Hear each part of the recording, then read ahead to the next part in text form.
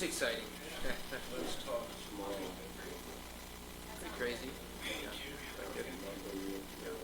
If I get up, We'll take it personally. take it personally.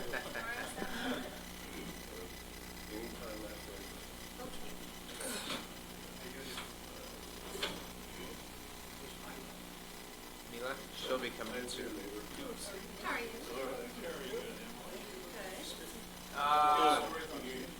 I had to leave a order somewhere up in Mills. I saw your articles about the city's new hires, but yeah, But then it was a specialty thing that they don't usually make. So we could do that. I had to walk out. That's too bad. It is too bad. That's, Other than that, I'm good. other than that, everything. Yeah, I can't really, that's the worst.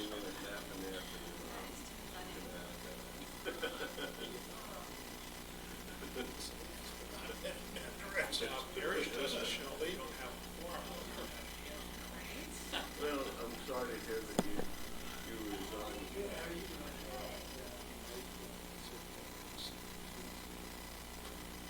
I'm sure you will. What event is this? It's so crowded. Well, I don't know, last year, yes, yeah, I don't know what it is. Living out in Castle Valley, where shall I say? We only know the big one in Vegas. Yeah, It's the strangest thing. I flew back from Denver. going back to report on some old Sunday morning. No, And I my was the brother only crime person stories. on the airplane. Really? I was the only person. Like, I ended up sitting next to the flight attendant. We just chatted the whole time. It's a strange. Like, she still had to make all of her announcements. So she was like, I feel really weird about making this over the PA system. Must be good So she just whiskey. came and sat down to me and read off her phone, which was more uncomfortable. Yeah, even worse. Less bad for her, but worse for you. It was like, do you make eye contact in that situation, or do you just like look out the window? You gotta pay attention, because they'll know it's you that's not paying attention.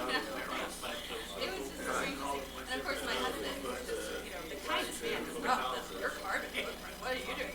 Oh, yeah. And I was like, wait a minute, this plane would fly regardless. I'm Exactly, there's nobody on jumping. it. It was a very interesting experience. Yeah, probably won't happen again. I do love that it was a couple of years after the first flu, one of our kids, 8 or 9 years old, he said, he was just, thought it was atrocious. She was making all these announcements about, plane had crashed landing and, go through this exit, et cetera. And my own parents weren't paying any attention, and I thought it was such an important announcement. We've heard it once or twice before. Well, Jeff and the seating area at our airport. And we're both like, oh, none of the rest has never noticed that before. And now, of course, you can't unsee it.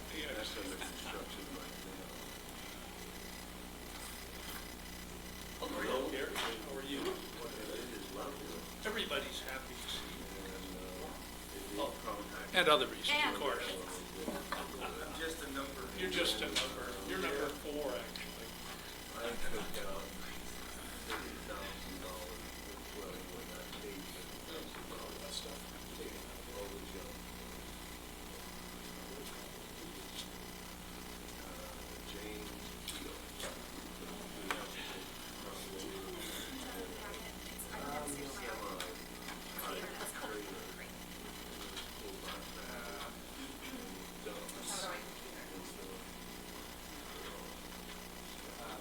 so your internet's not working. In a way, I've looked through it. I have division and other nice things. Okay, let's go ahead and get started. Nice job. So this is the Tuesday, October 22nd meeting of the Planning Commission. Did you need something, sir? I was waving at him. It was my fault. We got to get through this agenda. So the first thing we're going to do is we have our 2 minutes, July 11th and July 9th. Have you commissioners had a chance to review those?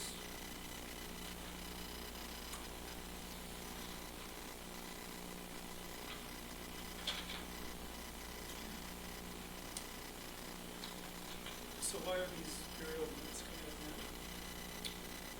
We had, Because I didn't have them done.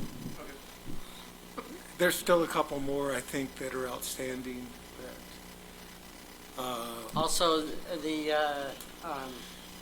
June 11th minutes were the ones that Cricket had requested from the last meeting be specifically amended, yeah. So with regards to that, in the June 11th meeting, we added the note that we went back and listened to the audio and added, let's see if I can find it.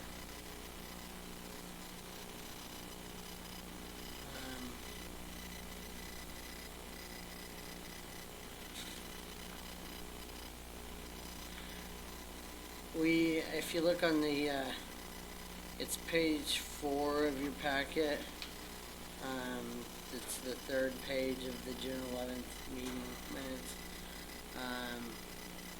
About the second paragraph on that page, it said, Garrish Wills did not call for votes in opposition. And to best our knowledge, you know, that's what happened. I don't recall exactly what Cricket wanted us to put on there, but we well, thought she's that not was a here, good so she reflection. doesn't really get a voice tonight, but I think, I think where just we saying were that, at is that sufficient. I did not call for votes in opposition. Correct. But in fact, she did vote in opposition. I Yes. think that will, Yeah, and the Added- minutes reflect that also. yeah, and she didn't contact me to say one way or another whether that satisfies her need, so, I appreciate you doing that. From what she had said, I think it would satisfy her needs. Yep. So in the future, if, I'm tallying votes without verifying that there are votes in opposition and who voted, or that there are none, if somebody could kick me under the table, keep me on the straight and narrow, I would appreciate that. Okay, so do we hear a motion on the, June 6th? June, I'm I sorry. move that we approve the June 11th, 2019 minutes. Second. Okay. All in favor? There are no people in opposition. Everybody voted in the affirmative.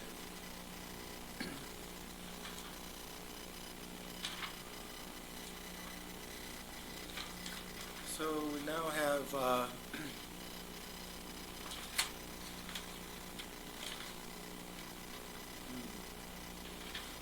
There's some June 9th, I think. the July 9th. July 9th, you're right. Yeah. Any additions or corrections to the minutes? And I'll entertain a motion. I move we accept the July 9th minutes. Okay, a second. All in favor? That also is unanimous. Thank you.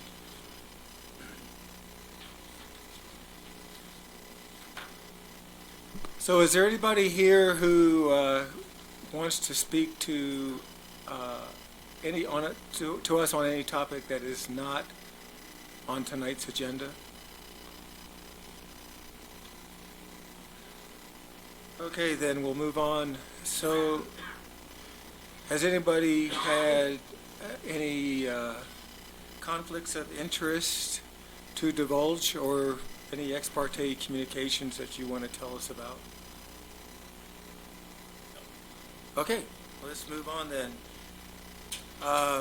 Tonight we're going to have a public hearing on the Murphy Flats addition. It's a HDHO. I'm not sure if it's just a site plan or a preliminary plat that we're looking at tonight. It's a little confusing looking at the packet, but staff, you ready to take it? Sure. So this is a public hearing, and it is a high-density housing overlay application. I'll start out by reminding you that earlier this year, the applicant, Courtney Kaiser and Steve Evers, were successful in getting a high-density housing overlay applied to the parcel at 1187 and 1189 Murphy Lane.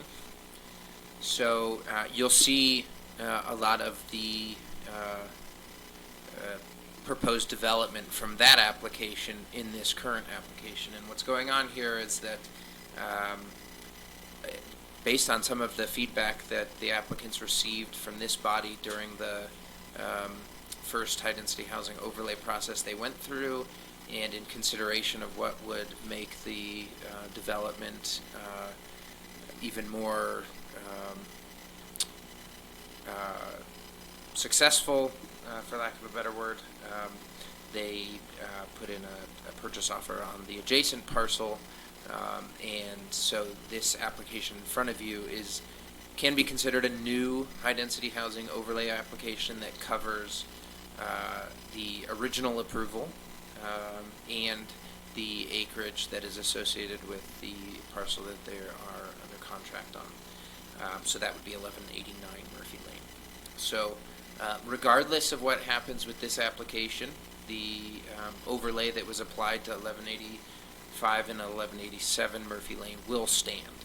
Okay, but there are still HDHO units available in the within the ordinance to be approved, and so the applicant is coming back with an expanded application that can be viewed as a new application.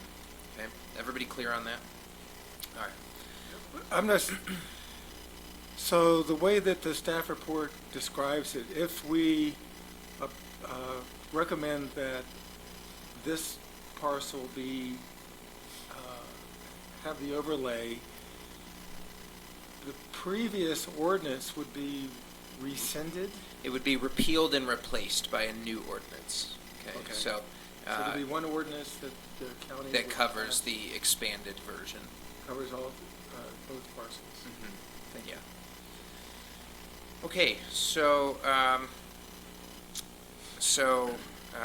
like I said, the application is being submitted by Courtney Kaiser and Steve Evers. It covers the property owned by Courtney and Steve at 1187 and 1189 Murphy Lane, as well as the parcel owned by the Dyke Family Trust at 1185 Murphy Lane. In total, that represents 2.48 acres. They are using the same engineering company to do their work, Set Engineering. The existing zone is rural residential and large lot residential, but it has the overlay already attached to the upper parcel. Adjacent land uses are all residential, and zoning is rural residential and large lot residential. So once again, high-density housing overlay, District 15 is what they're going for. Staff recommends approval with conditions. And I would just say right off the bat, I do think that the expanded version is an even better project than what their first version represented, and the basis for our general support remains the same. Its proximity to downtown Moab, its proximity to employment and entertainment options, relatively easy access to walking and biking trails, and relative adjacency to other higher density developments. And so what I'm thinking of there is the Edge of the Desert development, Cinema Courts, the Abbey subdivision, which will be an administrative review and approval within the city. I don't know if it's actually approved yet. Oh, we have Nora here. Okay, so it's vested though. In any case, once again, our recommendation is to recommend approval, and in this case, we are also once again recommending an exception on the parking requirements based on its location and the applicant's narrative.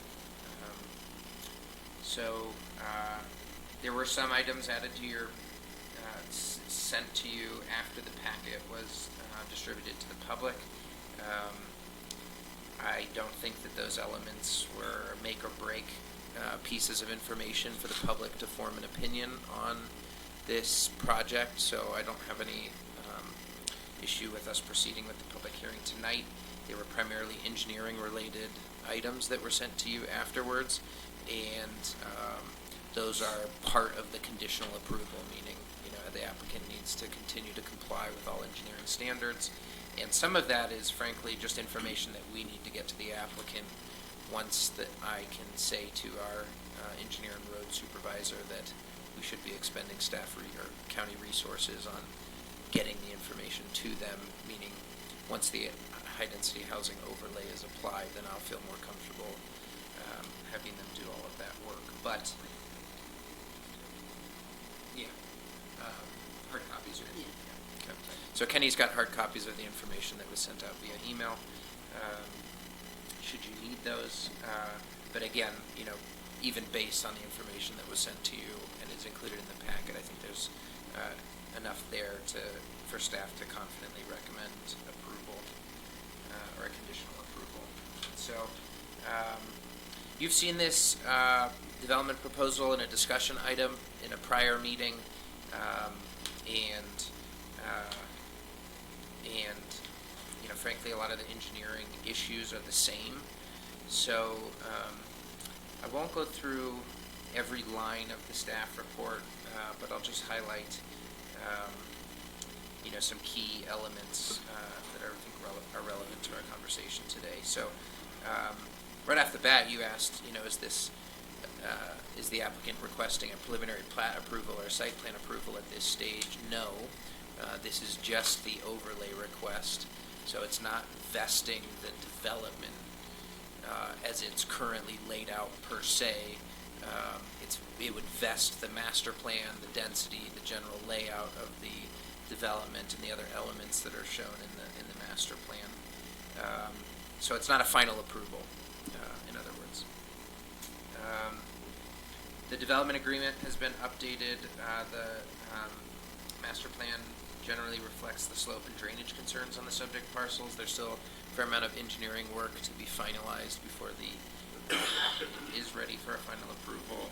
All the architectural and design elements are going to be consistent with the original approval, and so the whole development will look consistent. In terms of design standards, we are anticipating sidewalks on the interior of the project and not on Murphy Lane. Screening would be required on multiple parking areas as per the code, so that would be evaluated when we get the final preliminary plat or site plan application. I'm certain that the building exterior facades will meet our code and probably exceed them. In terms of parking, once again, I just want to highlight that the applicant is seeking an exception. The calculations are provided in the staff report. The exception would be for 7 parking stalls, 60 are required by code, 53 are proposed. It could accommodate an additional 6, but again, the applicant is requesting that exception. I think the narrative that they've provided is definitely adequate.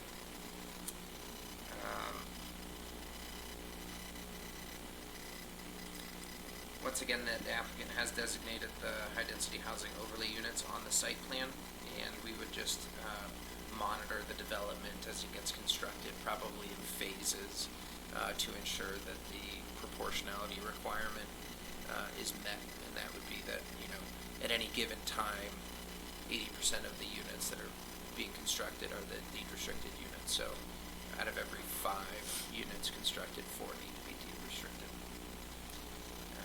Other than that, I think everything is pretty straightforward. And I would invite the applicant to come up and address you. I've got a couple of questions. First, Sure. Sakurai. So previously, there was discussion about the status of the road, and it looks like now that the access road will be a private lane of 24-foot width rather than a public road, will it have sidewalk? Interior. From Murphy Lane up into the subdivision along the private lane, will it have sidewalk? I believe that we will require that.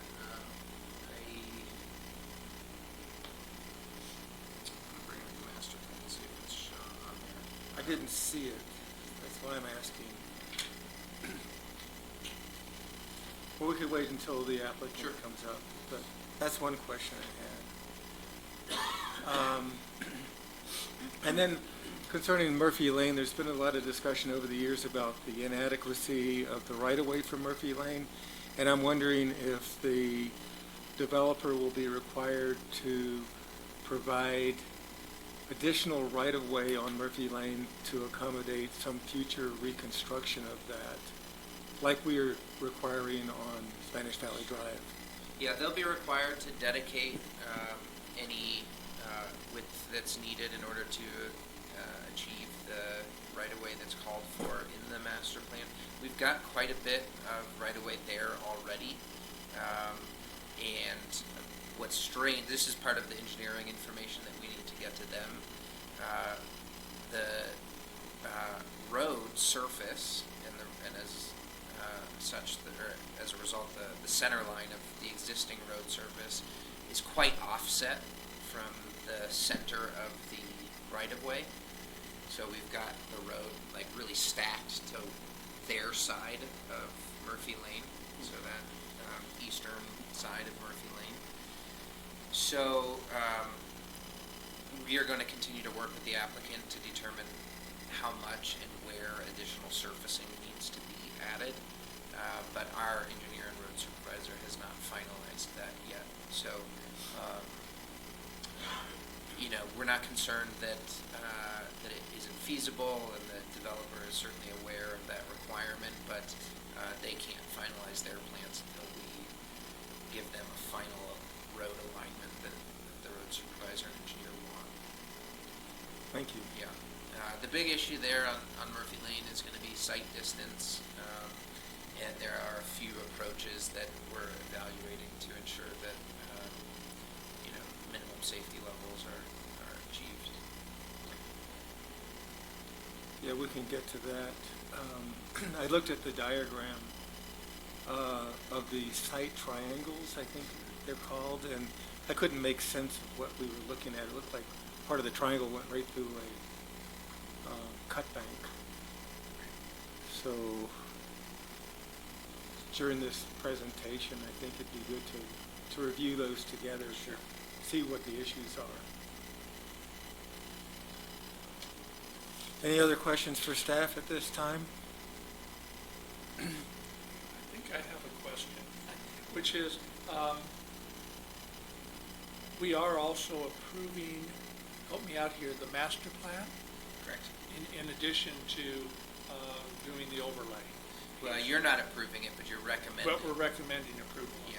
Okay. Yeah, Hey, so- because I still don't know exactly what I would say with the following conditions if I were making a motion, but maybe that'll become clearer. Yeah, we'll talk through those. So, Um, so that was my question to you earlier, Zachariah. If all we're going to come out of this with is a recommendation that the county council approve the overlay to this area, that's one thing. But if it is review of the site plan, we'll get another bite of the apple when the preliminary plat comes for our review. Is that right? If they propose subdivision, now if they are going to just do this as a site plan, meaning they're not going to create individual lots, then we would do that primarily administratively, but it would go to the council. So, wouldn't come back to you. So just to make sure I'm following, it's preliminary plat approval, that's for When things it's being replatted subdivision. and subdivided, this project might never be subdivided. And I don't know at this stage. So we are reviewing the master plan that's going to be part of the Yeah, yeah, absolutely. Um, so with respect to the motion, it would be conditioned upon full compliance with engineering and construction standards and any other conditions of your recommendation that you would include, for instance, sidewalks. So this would be being our added last, to the master plan. this, if we recommend approval to the county council, this will be the last time Courtney has to come before us, is that right? If she chooses not to subdivide and to do it all just as a site plan.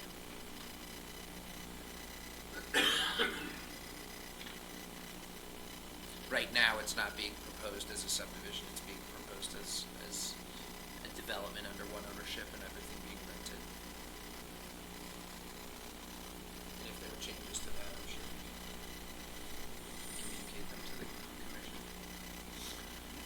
So I had a question about parking. I mean, and I'm supportive of showing flexibility on the parking, but in a previous discussion, I think we said, well, there's no parking on Murphy Lane, so we don't need to worry about an overflow problem. But, you know, just driving on Murphy Lane a few minutes ago, it's not so clear to me that, like, if someone were determined to park on Murphy Lane, it does seem that there are places it can be done nearby. So do you know the situation legally about parking on Murphy? I mean, some places there's just no shoulder. Right.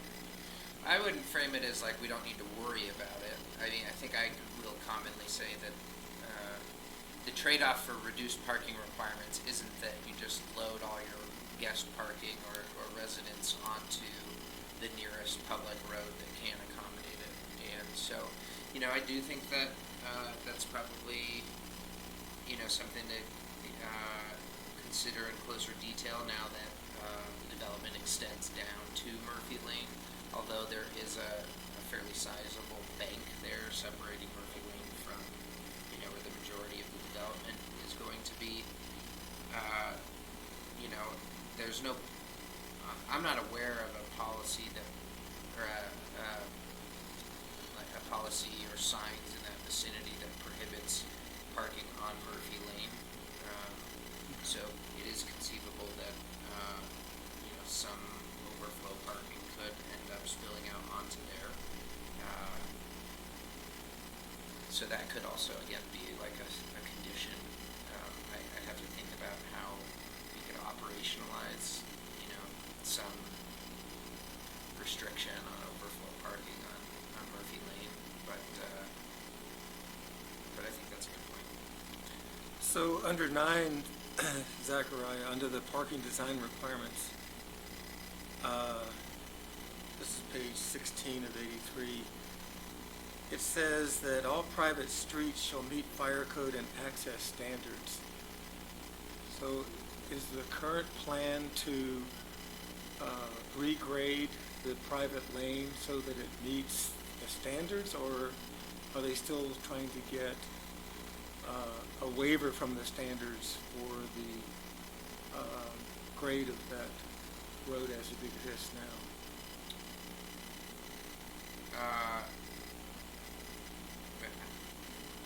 They're not going to require a waiver per se from the fire department, but the fire department does have to approve the final design. And to date, they, you know, have expressed a level of comfort with what's being proposed. So Gary- the question is, will the street meet fire code and access standards, or will they not? I think, Garrett, correct me if I'm wrong, but I think what you're talking about is our construction standards of 12%.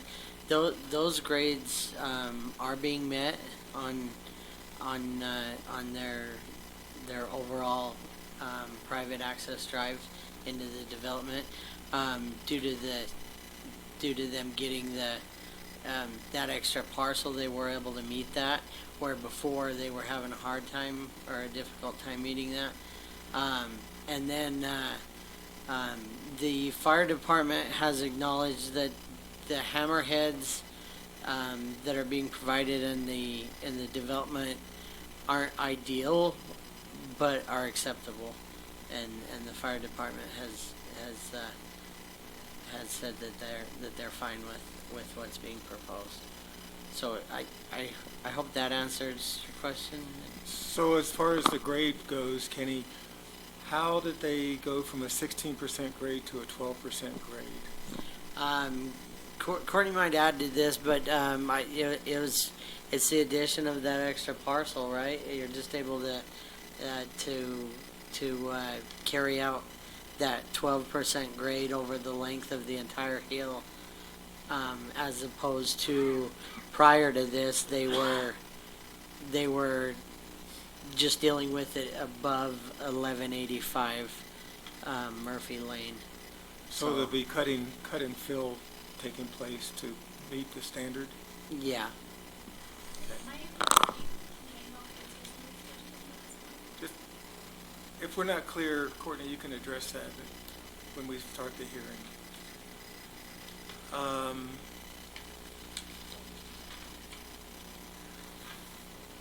Any other questions for staff?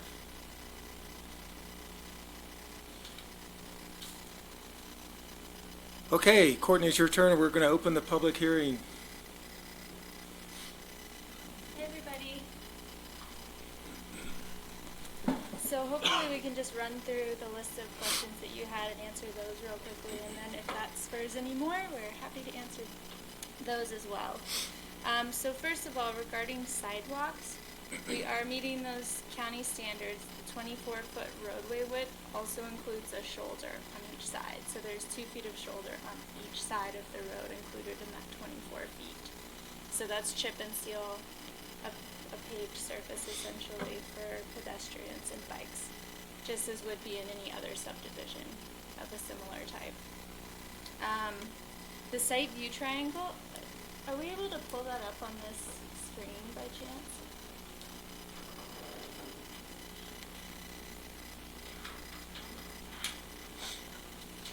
Or even if y'all have it in front of you.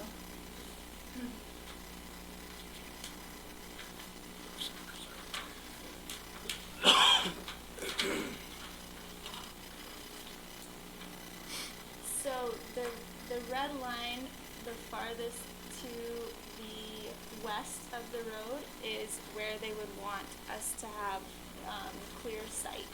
So as you mentioned, there is a portion of steep earth that is blocking that view currently.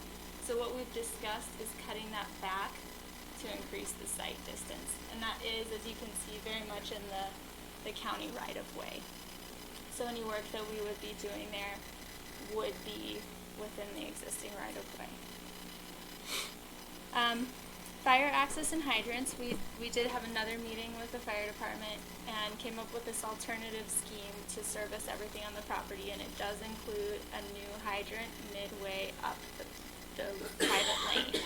So even though that wasn't required, because there's already a fire hydrant at the base that meets the basic radius, they did feel more comfortable having that additional hydrant there. So we did go ahead and make that change to help alleviate any concerns about fire access. So, I mean, one at the top, one in the middle tier, and then the bottom tier is served by the hydrant that's already on Murphy Lane. In addition to that, there are going to be fire sprinkler units as well. Yes, thank you, Zachary. We are not planning to subdivide the property, so do know that is our intent, is to keep everything together and keep it as a rental project.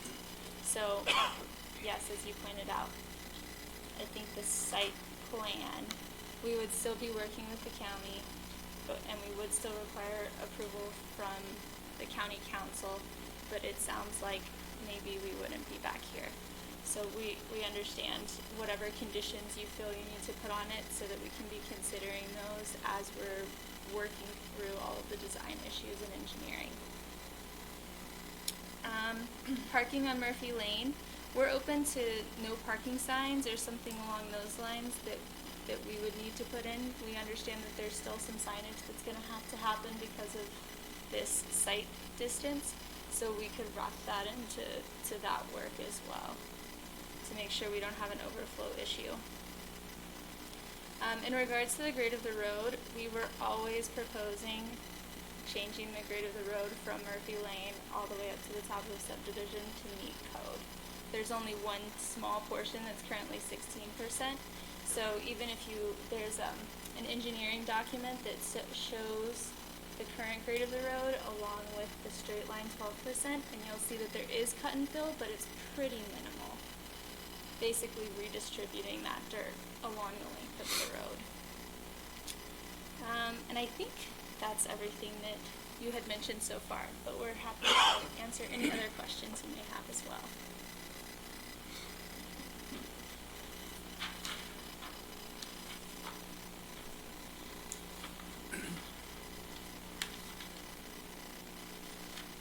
So the drawings seem to indicate that the hammerhead turnarounds for the fire trucks will be constructed into the setbacks on the north side of the property, Yes. and that's totally legal. It looks to me like if there are any vehicles that are longer than the parking stalls, that their access may be limited, pulling in and out. So is there any way that you could limit those parking stalls to smaller vehicles to ensure that if there is a fire, that fire trucks should be able to get up and turn around without? Everything that we have shown are 18-foot long standard parking stalls, so there shouldn't be any issues with longer vehicles. Yeah, these are standard size, full-size parking spaces.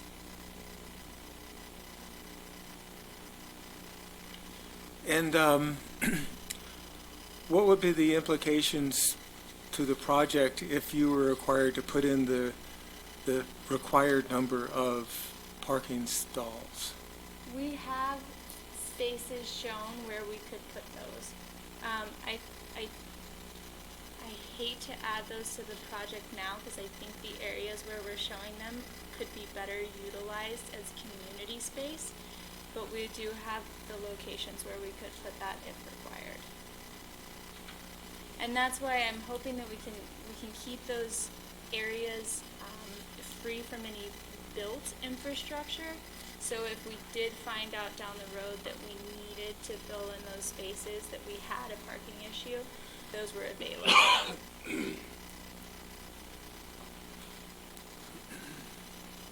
Are there any changes with the additional structures? I recall when you first visited us that you plan to add storage for bikes and alternative transportation. Is that something that will still be available to each of the units or some collective space? Yes.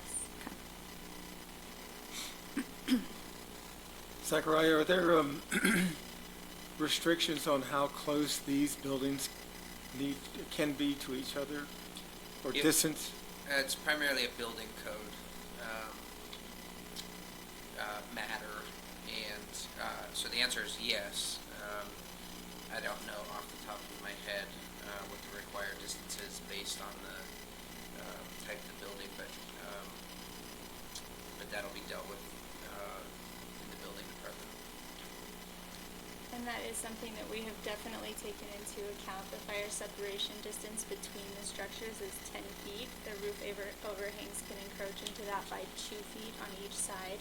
So all of the layout has very specifically included that in their design and location. So on your diagram, are these the footprint of the buildings including the overhang of the roofs, or is this just the walls of the structures? For the engineering, I think this is the roof. If we go to the architectural plan, you can see there are some half circles at the portions where we were a little tighter.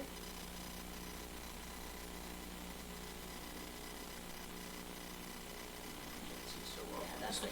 That's perfect. Just double click what you're on. So we've got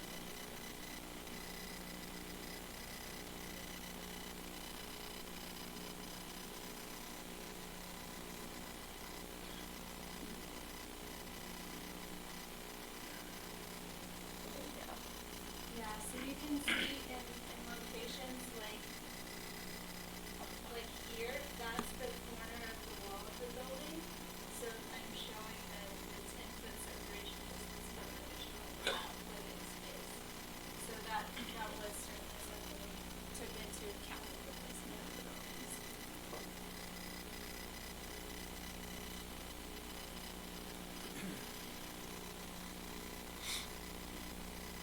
Any other questions? Okay, well, thank you. So, does anybody in the audience want to speak to this project?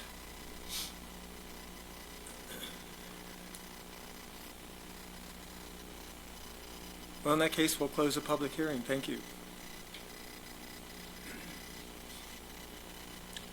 Okay, right off the bat, I'm concerned about the parking, and I can see, especially now that they are proposing to build right off of Murphy Lane, that there's going to be more tendency for guests and/or occupants to park along Murphy Lane, and I really would have a hard time making a recommendation to the county council that they approve this with less than the standard, which would be all 7 additional parking spaces. Given that this is proposed to be a rental property, if they were planning to subdivide and leaving it up to the whim of the individual property owners, I might share that concern. But given the fact that it'll be a owner-managed rental property, that makes me feel like the intent behind this development can be maintained through rental contracts and so on. So that's where my There are probably, I usually would share a concern with parking. The relatively small size of these houses, or these apartments, I think, was it 400 to 550 square feet? And the second thing is that you got to pay for your extra parking space. Well, that could, I guess, work both ways, but probably discourages people who have lots of cars from renting these places a bit. Probably sways me. Yeah, I really appreciated the applicant's survey of parking policies from other towns in the West, and that makes me think that the problem isn't with the number of parking spaces here. I think our standard is probably too high.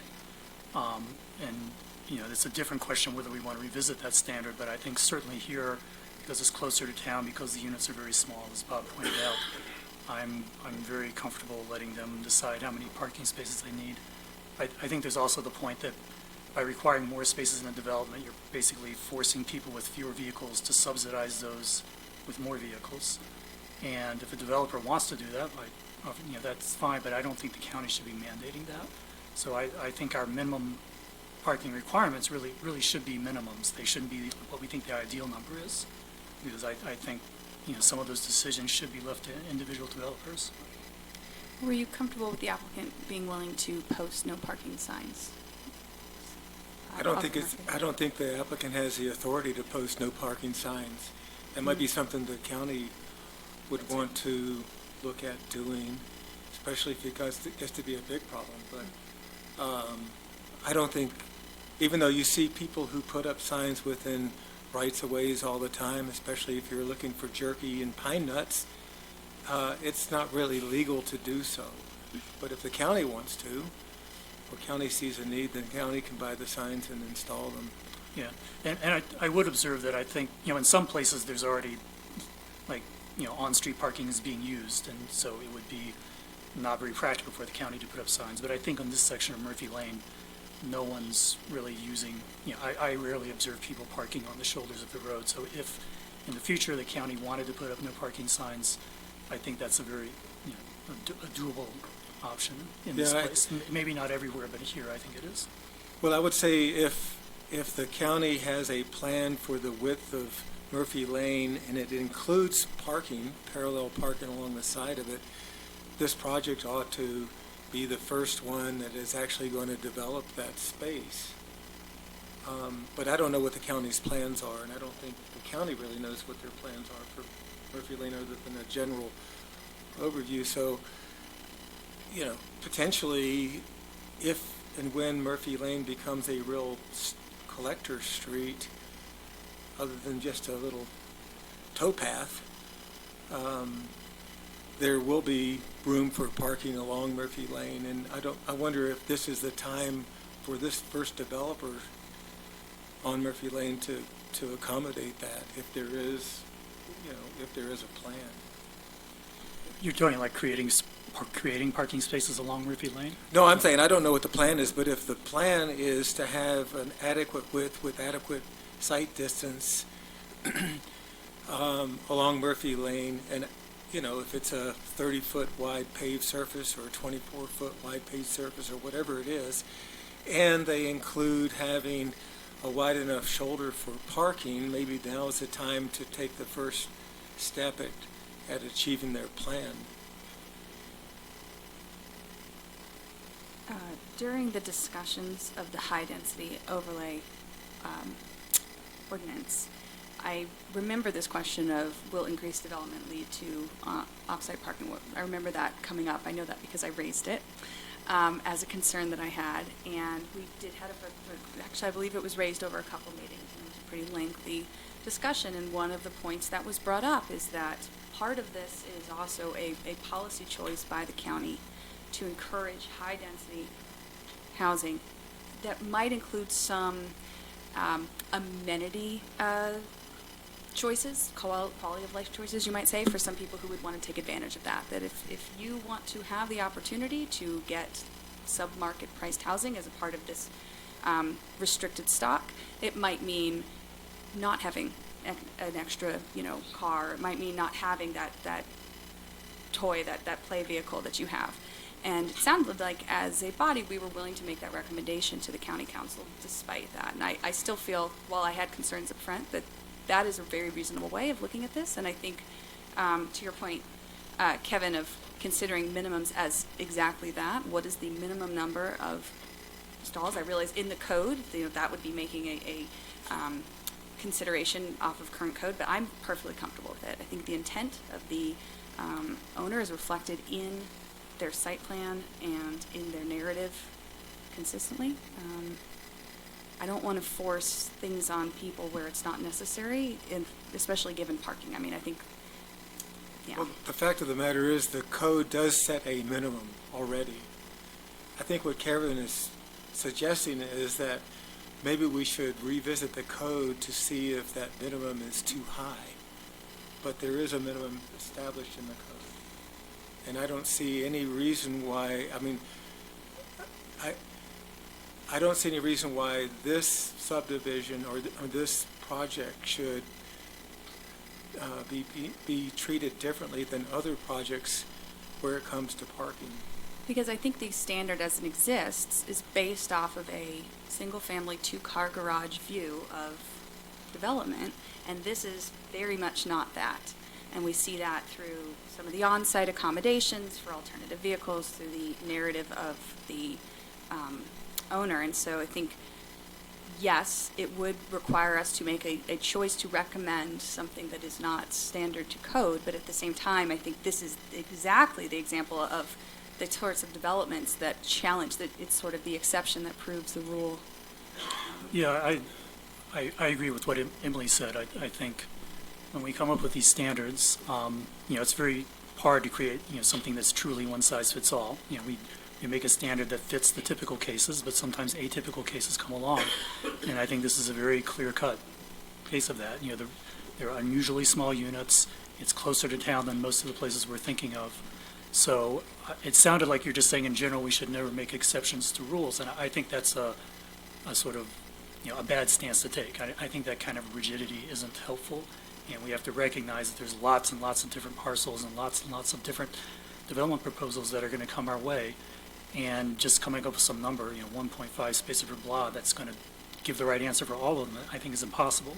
Well, so I think it's better to come up with a standard that fits most of the time, and then be willing to grant waivers and make exceptions when a different project comes along, which is what's being proposed here. Well, I would say that the way to handle this appropriately would be to change the code first, and to say, because the code does set a standard, and to say, we could modify the code to say, there are exceptions to this standard. For instance, if there was going to be rental properties with a restriction on the number of vehicles that a particular renter could bring onto the property, or if there were some way within the code to account for the exceptions that you're talking about, Kevin, I would say, yeah, let's change the code. But right now, we do have a code, and this project is not meeting the standard in the code. And I think it's bad business to make exceptions or to recommend making exceptions, betting that there's not going to be an issue. So I think it's a very bad policy to be opposed to exceptions. I think that, that's crazy talk. But I think also it would be a colossal waste of our time to change the code, because pretty soon we're going to hit the 300 unit. This might be the last thing that we see before we hit the unit, and like nothing is approved for a couple of years. So we would be creating these codes for all these projects that might never be proposed. So I don't think that's a good use of our time. No, I don't think I think a better what I'm talking about is changing the parking standard in the code globally to provide an out for exceptions of someone who comes in and says, I don't want to put in the number of required parking spaces, and these are the reasons why. And if they can sell that to the county council, they can get approval. The parking standard that we're talking about is part of the HDH code, and we're about to hit the limit on the HDH, meaning there's going to be a long pause in approval of new HDH units. So that's why I think changing the code to accommodate future HDH proposals, when perhaps none of those will ever happen, doesn't seem like a good idea to me. I thought the HDH code adopted the same parking standards as the rest of the code. I thought we did. I mean, I guess Zachariah can answer this, but since we were discussing it as part of the HDH, I assumed that we were not just taking standards that were part of the existing Grand County Land Use Code. I think that the legislative nature of the high-density housing overlay ordinance provides you flexibility in approving reduced parking.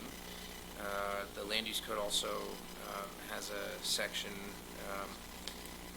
regarding parking studies being submitted, and in this case, our office has made a determination that the narrative provided by the applicant is sufficient justification for requesting a reduced parking requirement. And so, I think that between those two elements of this process, you certainly have the ability to,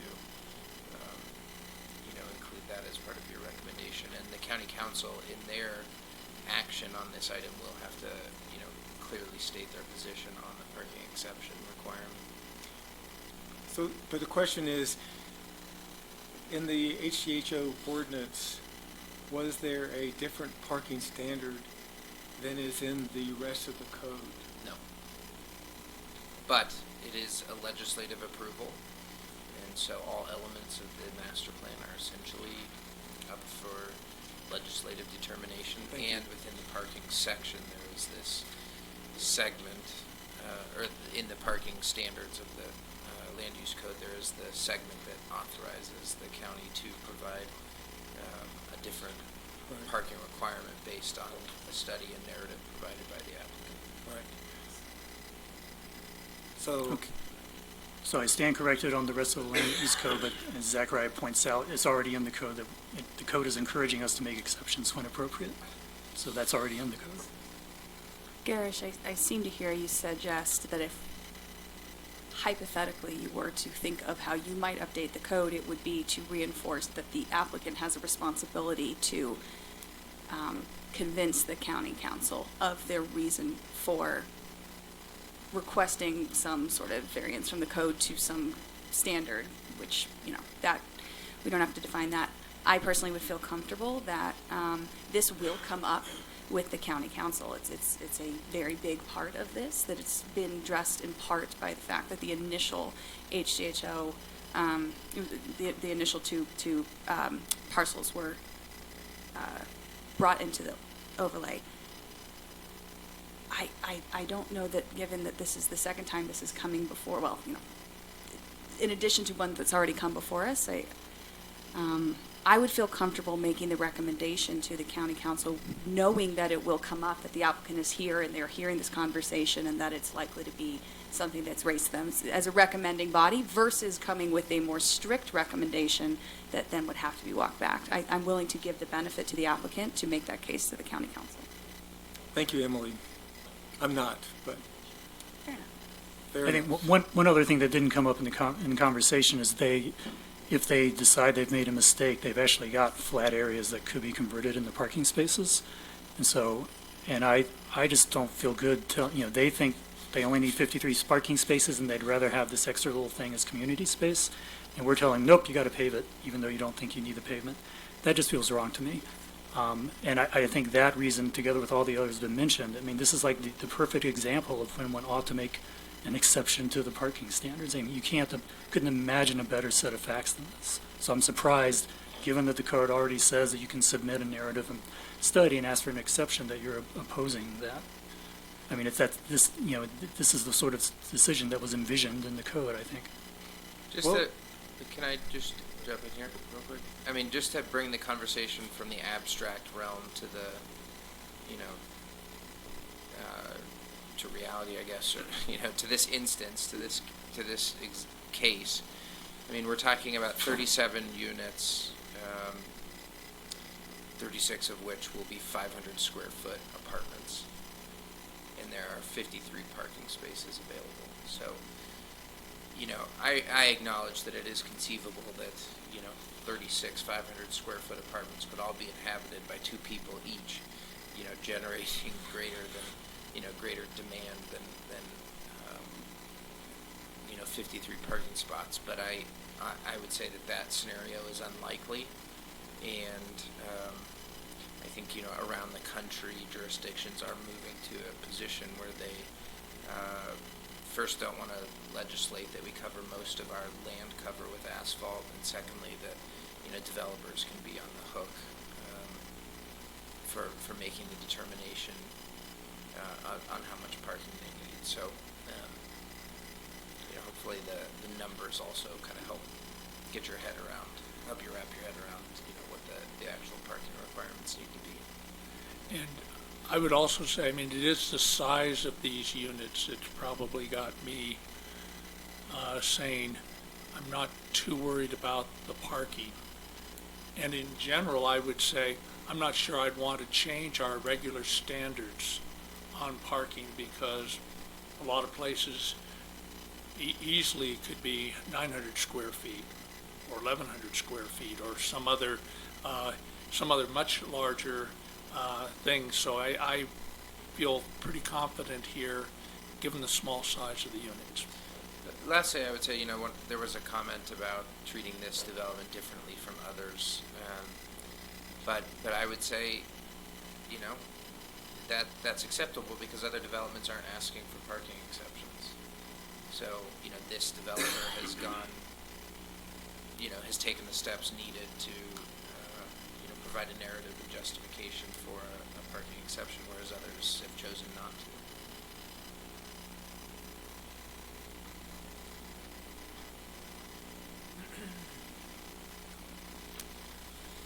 So I lost track of the list, for the motion that we're going to eventually make. What are the list of contingency, or I would just say already in the packet, or?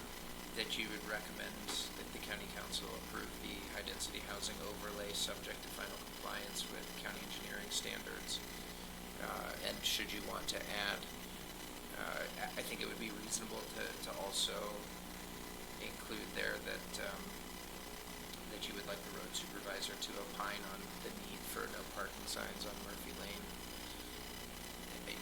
I don't see that as being a make or break element of the recommendation, but it puts into the record, this body's concern about, the potential for overflow parking on Murphy Lane and the impacts that might have on the site distance. And adding sidewalks to the master plan was also raised earlier. Yeah. Well, that was one thing that Courtney sort of addressed. The question was whether there will be a sidewalk on the private lane leading into this development. And what I heard her say is that, no, there will be a 2-foot wide asphalt shoulder adjacent to the roadway. That doesn't sound like a sidewalk to me. So are we going to recommend that the county approve this without the requirements that they have already for a sidewalk?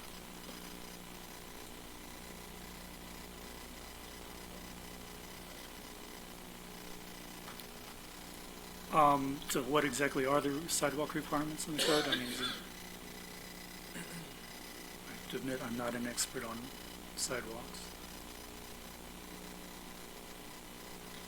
I think with sidewalks, typically there's like curb, gutter, and sidewalk, and the sidewalk width is more than 2 feet.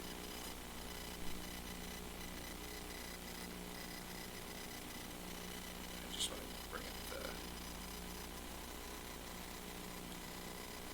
So, our sidewalk requirements are nested within our subdivision standards, but because this isn't a subdivision, they don't directly translate. I mean, I would say you have the legislative discretion to require that. I think that that would be a very reasonable design element to require a sidewalk on the side of the private lane that the housing units are located on.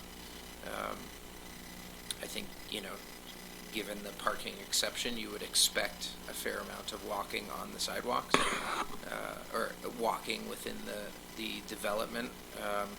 You know, there are walking paths and I believe sidewalks, you know, closer to the actual units themselves, but I think it would be very reasonable to request a sidewalk the length of the proposed road. I also had some questions about the easements associated with this lower parcel, or maybe with all the parcels, but one of the plats showed what looked like a division between the upper parcels and this lower parcel. Is that an easement? Or maybe, Courtney, could you help us out here with where the easements lay? There's an easement along the right side of both properties. There's also a utility easement on the left side of the lower parcel.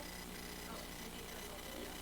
But what there is the dividing in the middle that you may have been mentioning is the property line. That's the existing property line. That would be, we'd probably remove it as part of the, I mean, that would be up to you, but I think it would make sense to remove that as part of the final site plan approval. Well, I was looking at one drawing where there was actually, the parcels were separated by a gap. And I don't know if that was a mapping error or... I think it would probably have just been the setbacks off of that existing property line. Okay. Yeah, I mean, it's just one line. There's It no wasn't part of there's it. no easement that runs, that like bisects the property this way. It's just, it runs up this boundary to the north, I guess. And then these easements that are access easements. Okay.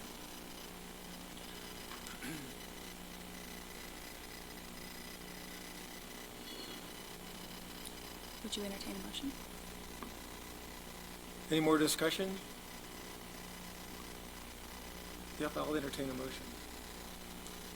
I move to send a favorable recommendation to the County Council for applying the High-Density Housing Overlay HDHO 15 to the parcels located at 1185, 1187, and 1189 Murphy Lane and its associated master plan with the following conditions.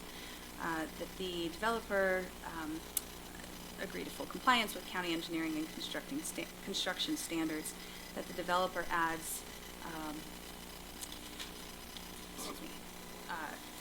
the developer agrees to add sidewalks alongside the width of the proposed road following county standards as outlined in the subdivision part of the land use code, and that the developer agrees to add no parking sides to Murphy Lane along the expanse of the development. What did I miss? Well, I think it and was it's maybe master. that, we asked the road supervisor to give an opinion on parking signs along Murphy area in that area. So you can strike that last part from my motion. Just amend it. Yes. I amend my proposal to I'll second. restate Bob's. I think it doesn't really matter, but Kevin had indicated a second earlier.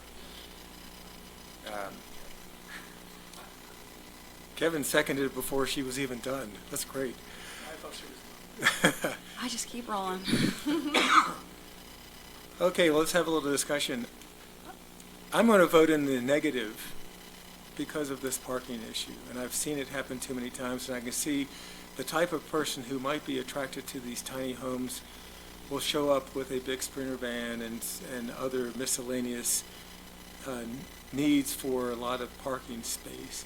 I'm one guy, I'm single, and I've got 3 vehicles. I apologize, but I do. And I think there are a lot of people that have and I've got 5 bicycles that don't count in my 3 motor vehicles. But I just feel like this is not the place to experiment with creating parking congestion issues. And I can see problems of people that are going to be sneaking into the hammerhead turnouts for fire trucks and that sort of thing that are, no matter if they're there policing the property all the time, there's going to be problems, and I would feel more comfortable if we stuck with the county standard for number of parking spaces. And I will vote positively for this motion, and basically it will be on the grounds that these houses are quite small, and this is exactly the kind of situation in which you're less likely to need as many parking spaces as you are with bigger units. I don't follow that, Bob. Why would a small house dictate fewer parking So spaces?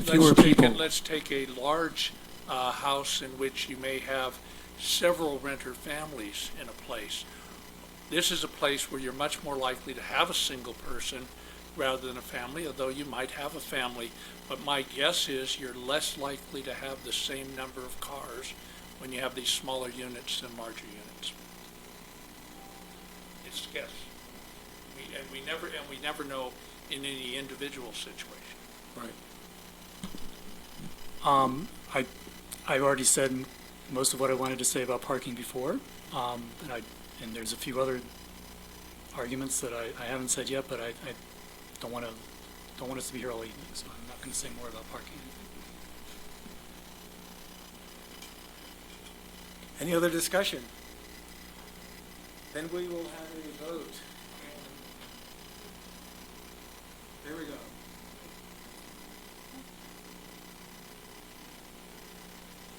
Back here. There you go. This- Yes. Okay, so the motion is to send a favorable recommendation to the county council for applying the high-density housing overlay to the parcels located 1185, 1187, and 1189 Murphy Lane and its associated master plan with the following conditions: that all engineering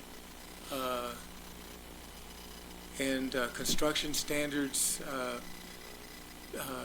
be met so that it's in compliance with the county standards. Sidewalks being added to the master plan, a 4-foot sidewalk along the length of the proposed road.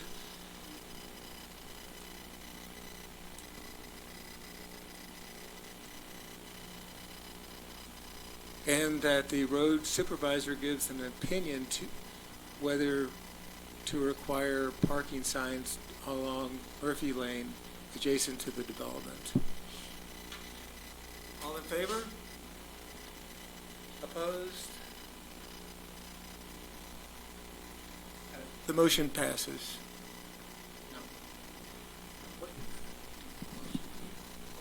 It's just a recommendation, but we need 4 votes to make a decision. To have it actually pass. That's in our bylaws. Quorum, basically. Oh, that, But I think it just goes to the county council anyway, and Zachariah can say, Yeah. say no official thing, but the vote was 3-1. Is that right, Jim? Yeah, I mean, the applicant has the ability to go to the county council regardless of your recommendation. so would that leave us with no recommendation? No official. I thought if we had a quorum, it was sufficient, but we need, Our bylaws say you need a majority of the entire planning commission, including the right. people who aren't here. thank you, yep, you're right. Okay. All right, thank you very much.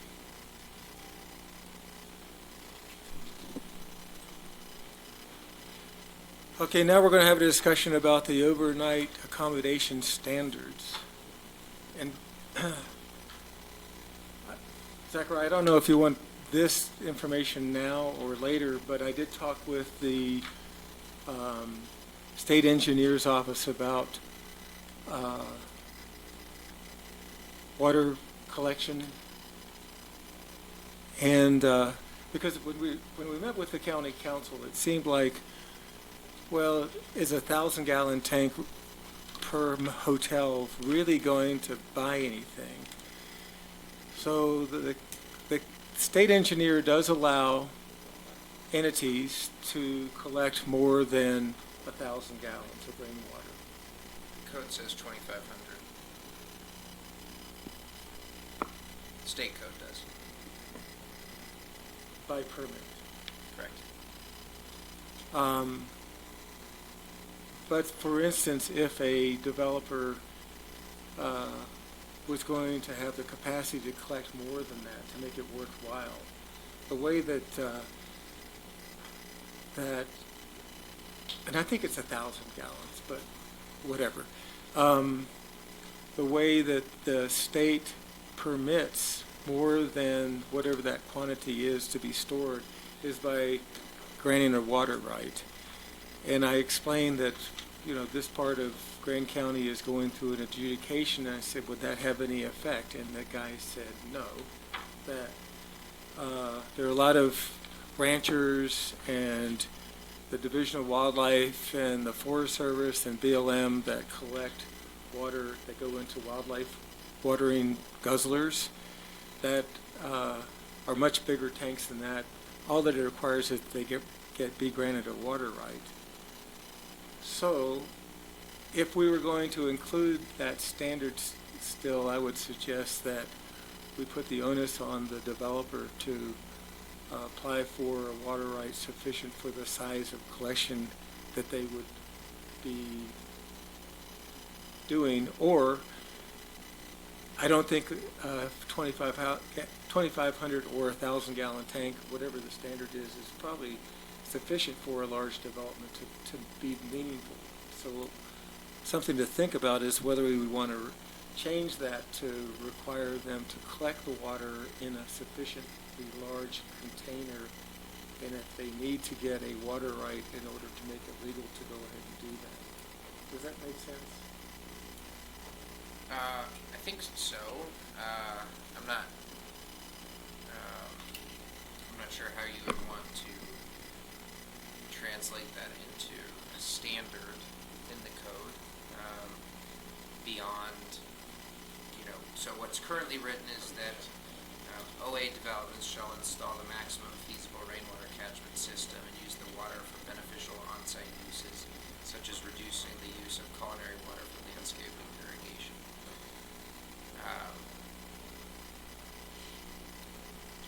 So, within that statement, there's no reference to the state code on rainwater catchment sizes, maximum sizes. So I think it would need to be specified that either A, the county is going to require you to do a study to determine, the maximum feasible rainwater catchment system, or we just specify that it's going to be based on state code, or if you leave it, I think default, it's just regulated by state code. Now, Well, I also it- think, you know, a rainwater catchment is going to be used primarily to offset irrigation needs. And so we wouldn't want to require anybody to catch more rainwater than they would actually use. But I don't know. I mean, those are just some of my initial reactions. Well, I mean, the way that the standard is written now, they could stick a bucket under a gutter, you know, and collect 5 gallons worth and say we're complying. So I think we should either drop it completely or embellish it to the point where it's real clear that we want the maximum amount of rainwater collected that is possible from their facility. And if their collection device, their storage device isn't large enough, you know, they would need to apply for a water right for that use. I mean, I'm all for it. I think it's a great idea if we can get new overnight accommodation developments to utilize more rainwater storage and less demand on culinary water for irrigation purposes. It's a great thing, but the way it stands now, I don't know how we would judge whether they met the requirement or not. But I think it would be a mistake to put too many specifics into the standard because, you know, state code could change or something like that. So I think just maximum feasible, even though it's vague, you know, it's better than nothing. And I think getting more specific than that, I think would, you know, create more problems than it solves. One thing I think we could do, Zachariah pointed out the problem that we don't want to require them to, you know, catch water that goes beyond their irrigation needs. So maybe it should say, the irrigation should be, you know, served by catching water to the maximum extent possible or something like that. To making it clear that this only applies to their irrigation, and if they can have a 300-gallon thing and that's enough for their zero-scaped yard, then that's all they need to do. Yeah, I would support adding some language that perhaps wasn't as specific as you're recommending, but at least could give guidance to future county councils when assessing the site plan. Well, what if they put in turf? So Most the, of what the about code it? also sets a maximum of 10% of their landscaped area for turf grass. Right, so they say, well, we can use our rainwater catchment for the xeriscaping that we've done, but there's no way we can do the turf.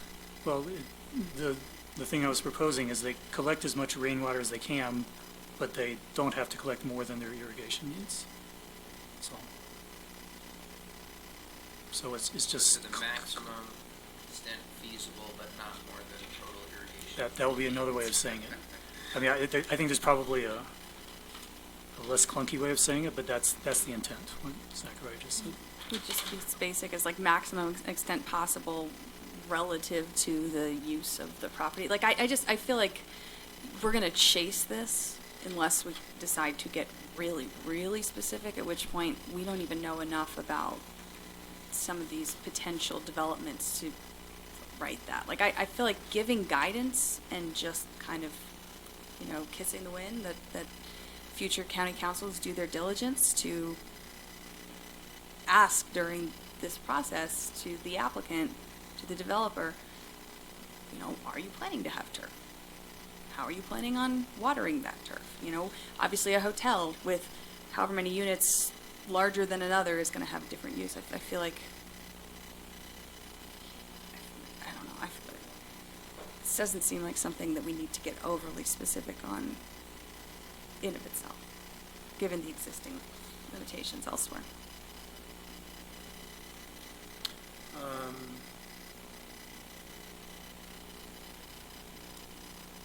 So we kind of jumped into this water issue. Was there some kind of preamble that the staff wanted to do about what we should be discussing today? Yeah, really, I mean, I wanted to, so first I would invite Nora to join us. Nora, as you know, is the city's planning director, and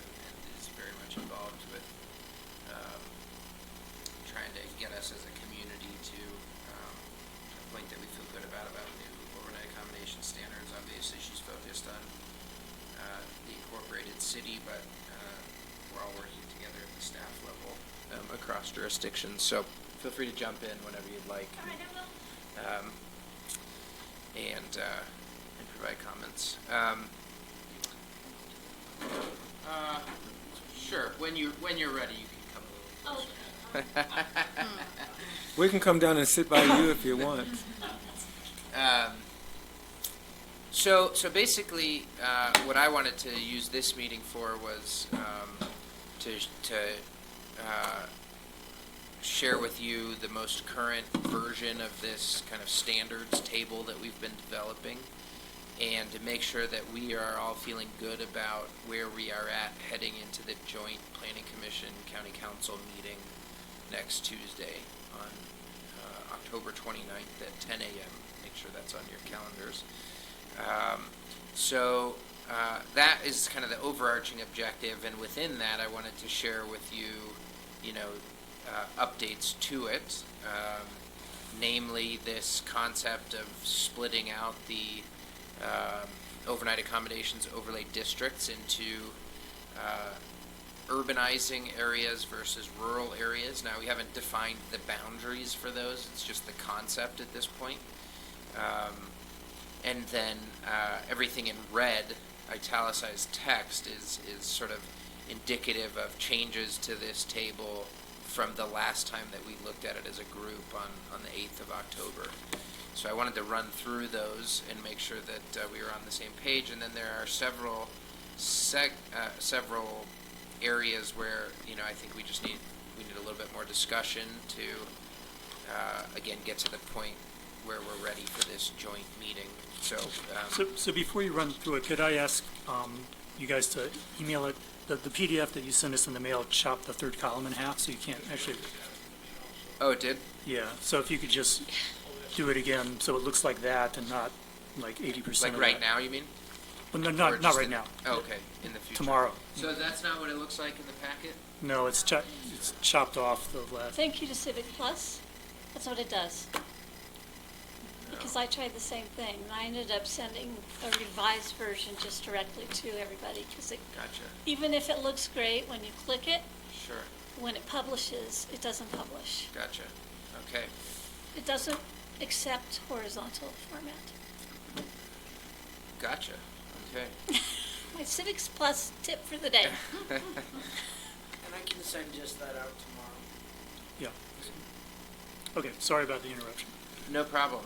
I'm gonna come down and sit by you. Yeah, I mean, so we I can all move to the table. I mean, this is a discussion item, but, I guess, well, we'll have to sit as close as possible to the microphone so that the folks watching on YouTube can hear you. And Come sit next.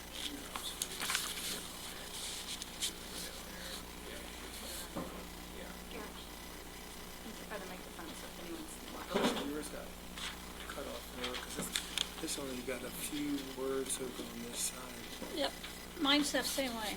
I mean, I just copied from the website.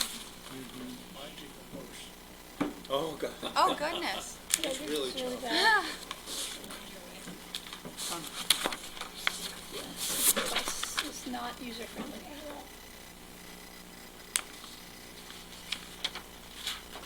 okay, so I think we can go quickly through the updates and then get to the standards that I think need a little bit more discussion. So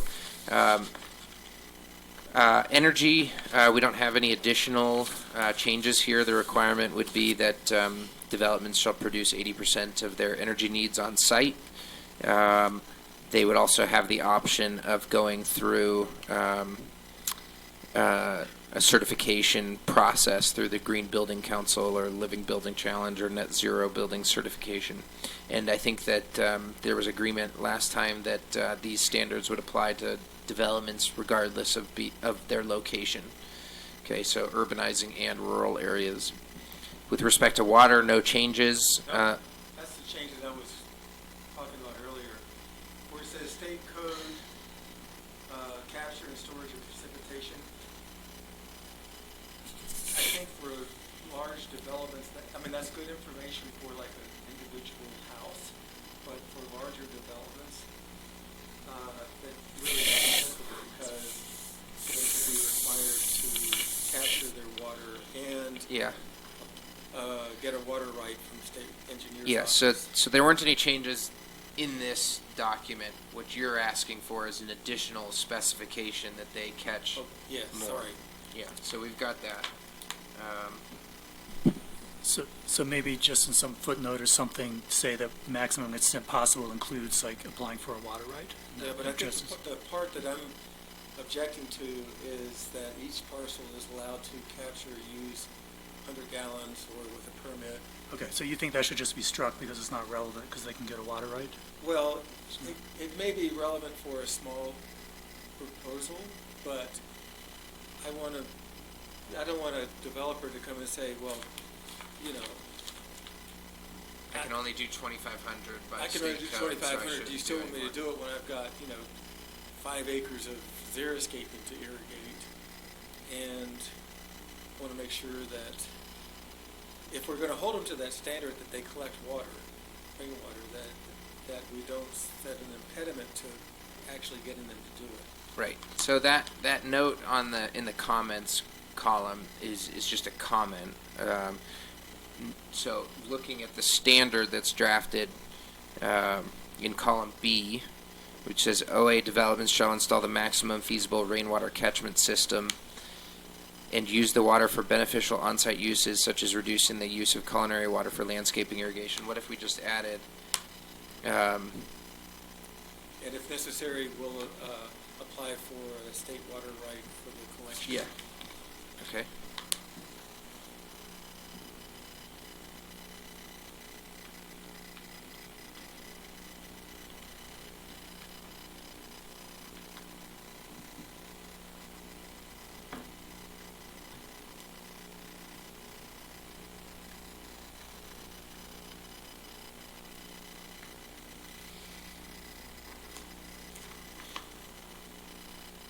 Does this capture ambient sound, or do we need to be right up against it? As close as possible would be good, but I honestly don't know.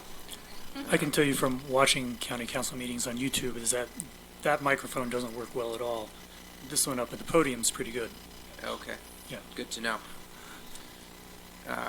So maybe it doesn't matter for today, but we've got the recorder going here as well.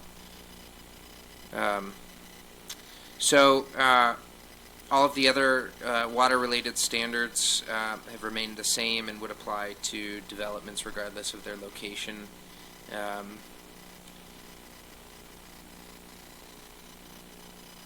With respect to transportation, Can I say one thing about water? Sure. for a sec? Yeah. So our planning commission is recommending that this pool is being covered should be Right. not a development standard because we're gonna do it because of the seasonality in our climate. Does it really make sense to like that? Yeah, so there's a comment over here that says the county council suggested removing the requirement. One council member suggested covering pools overnight to reduce heat loss and evaporation. Personally, I would say remove it as well. And I can update this table to reflect the planning commission's position on it and then go through it again at the joint meeting next week, or if I that- think we just talk about it next week. Okay.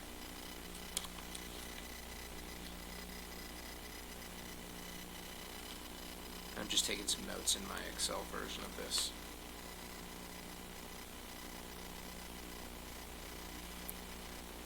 Computer is...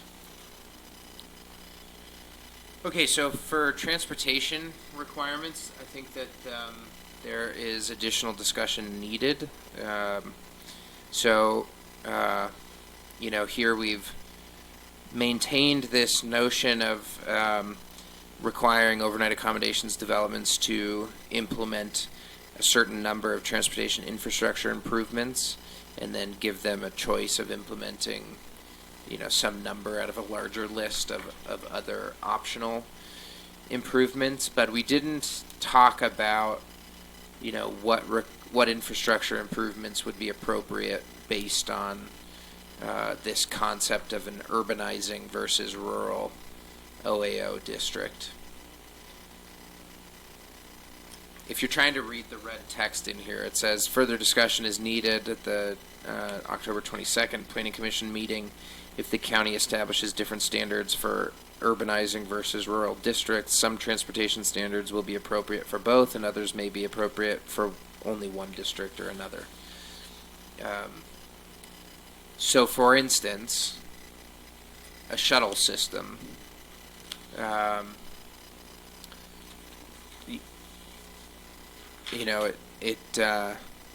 think initially we were thinking, it's more appropriate for overnight accommodations developments that are in sort of an urbanizing or urban area. But in hindsight, I think actually it probably makes more sense the further out they are, because if it's in an urbanizing or urban area, you would expect it to be a little bit more walkable and, other forms of transportation more viable. And I'm not necessarily dead set on saying, a shuttle system is a required improvement. But we do need to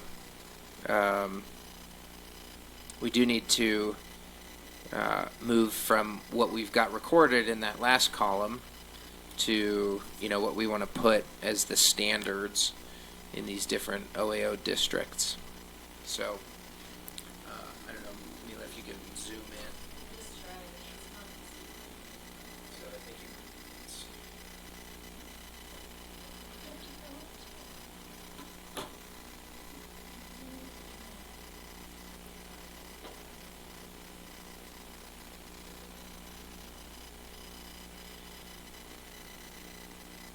That's the view we have.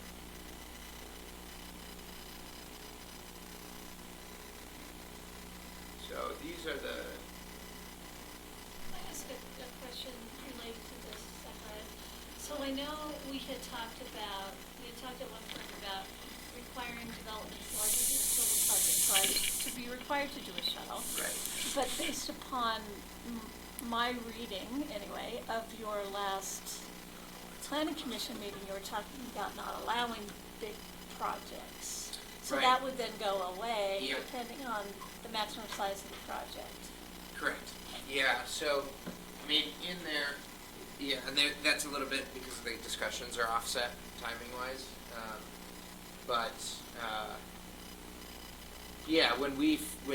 When our staffs put together that kind of initial list of transportation infrastructure improvements, I don't know why that's cut off. We hadn't gotten to the possibility of limiting the size of. No, it's No.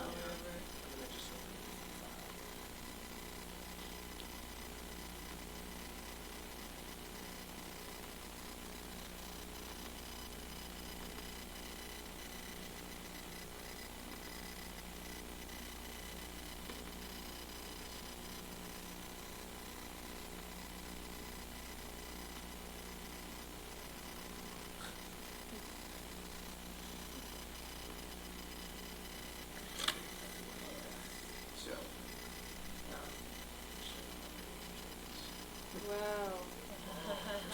Wolf Blitzer up there, look at you go. Still. Now it's cutting it off. Okay, we're good. So, so we've got this initial list that we came up with. Developments with a total project size greater than 100,000 square feet shall provide a free shuttle to guests with the square foot threshold to be discussed.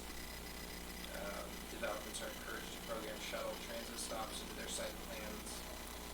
Developments shall provide free bicycles or e-bicycles to their guests for use within the minimum requirement, with the minimum requirement based on the development project size and location. Developments shall provide bicycle storage areas with the minimum requirement based on their size and location, and that in all of these cases, the development could have the right to pay a fee in lieu that would support active transportation and trailer. So what do based, well, we can talk about this. So would another alternative being, have that fee in lieu also apply to some kind of shared shuttle system for, I'm just thinking if, for the hotels that are close to town, it doesn't make sense to have 15 different shuttles. You just need one van driving back and forth. Still Yeah. providing it. Well, the suggestion I made, and I thought it was gonna be included with, rather than requiring a shuttle, requiring a shuttle stop. So we have that in there. It's just for extra lunch. One of the things that I find intriguing about this is an opportunity for us to also state policy vision through this ordinance as it relates to potential projects. I'd like to see, or I'd like to make the recommendation, and I personally as a citizen would like to see the county move towards more transit options. I think that this is the most reasonable opportunity for that to be codified. It's something that's been discussed for a while. I don't see the harm in introducing the language into the code, even if in the short term we do put a restriction on the size of potential project. And maybe 100,000 isn't the right number, but encouraging offsetting growth with alternative transportation seems like a policy goal that has been communicated in many public forums throughout this process and other processes.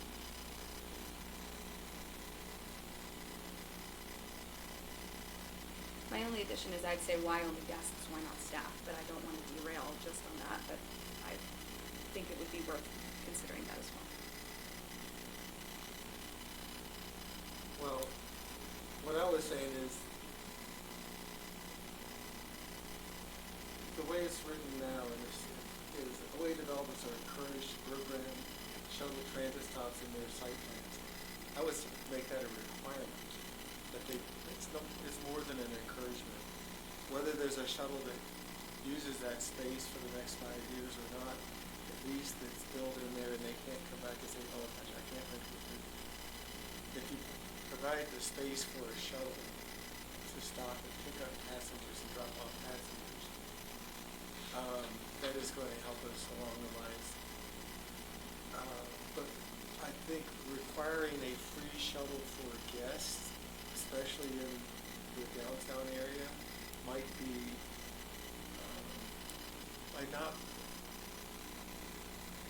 if there's going to be a transportation mechanism in town where it might be a private renter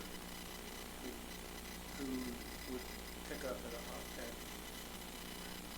rather than owned by the hotel. I think you could say provide access to a free shuttle. So if 5 development, and now we're getting very speculative because we don't even know if there would be 5 additional developments, but if 5 developments decided to pool together and create the, Southern Grand County shuttle system, as long as they were invested in providing this access to guests, it would meet that requirement. So wouldn't it make more sense for these shuttle these public transportation requirements, if it's like operating a shuttle as opposed to building a shuttle stop, that's an ongoing annual expense. So it makes just as much sense to apply it to existing OA, businesses as the current ones. And if we only did it for the current, that's it just seems weird to, You can't impose these new requirements retroactively on existing developments. you can't through the land use code, but isn't there some other way that? I don't think so. I think for something like, in the future, if based upon a regional transportation plan and we find money somewhere for a shuttle system, you could always form a shuttle district that would then charge everybody. Yeah, that's the kind of thing I had in use mind. it. But at this point, we don't have that. We don't have the numbers. And it wouldn't be done through a land use approval, right? So this wouldn't be the venue to do that. Mm-hmm. One of the primary concerns with overnight accommodation-based development that we heard throughout this process was congestion. So I think introducing this language into the code captures community intent. It might be unnecessary in the short term in that we might not have 100,000 foot or whatever size developments, but it gets us in the place of, kind of like what we saw earlier, of being in the position to relax our standards versus suffering the consequences of not having more strict standards up front. And, Well, so if we were gonna reword the second bullet there, Emily, what would you want it to say? This one. yeah, I actually think you're right to make it requirement to add I it do to the too. site plans, the second bullet. Well, this is, That's, okay. oh, This sorry, one. first bullet. I might add access, shall provide access to a free shuttle, but other than that, I'm comfortable with that as written. And then the second bullet, I think making that required would make sense. I think you're right on that thinking. But I think another possibility, I mean, one problem with the way it's written is it's got that 100,000 foot threshold in there, and we're probably not going to allow those to be built at all. Yeah, so that Yeah, I number don't- can be changed. Okay, I'm not but if we, 40,000, it could be. okay, but I think even, it seems like even smaller developments that just have 2 rooms should maybe do something. And so we could imitate the very last bullet in the list and say, that developments are required to pay some kind of fee in lieu into some kind of transportation fund. I mean, it would just be parallel to the last bullet, but it would apply to, not to active transportation and trails, but to shuttle vans or bicycle rentals or whatever. I think it would be short-sighted if we did not require them to provide a shuttle stop.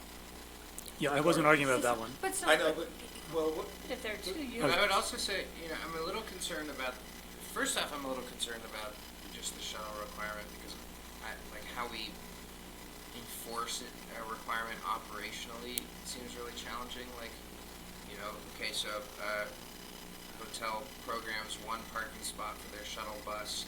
They buy a shuttle bus and they never operate it. Okay, you can't really enforce that. And what does that look like? I mean, how beneficial is it? Operationally, it seems very difficult to implement this shuttle requirement, and so that's one thought. But we don't want anything built that would preclude a shuttle from stopping at these places. yes. Sure, but And that- when I think about my stays at hotels where there is a shuttle, I mean, it just pulls right in front of the entrance, right where you register to check into your hotel room. It's not like it's separately programmed shuttle space. But if Right. it's some future system where the hotel is part of a larger district, such as some of these nodes that have been Sure. discussed, it might become a node that services more than the hotel. And in Ab- that case, having a site on plan that's closer to major roadways, might be feasible. Absolutely, but I think that that's going to be programmed into a public right-of-way, not onto somebody's private property. Depends on where we get with the regional wide shuttle system. Right, and I guess I'm just a little bit concerned about over-specifying a standard like that when we have zero information about what some future transit system.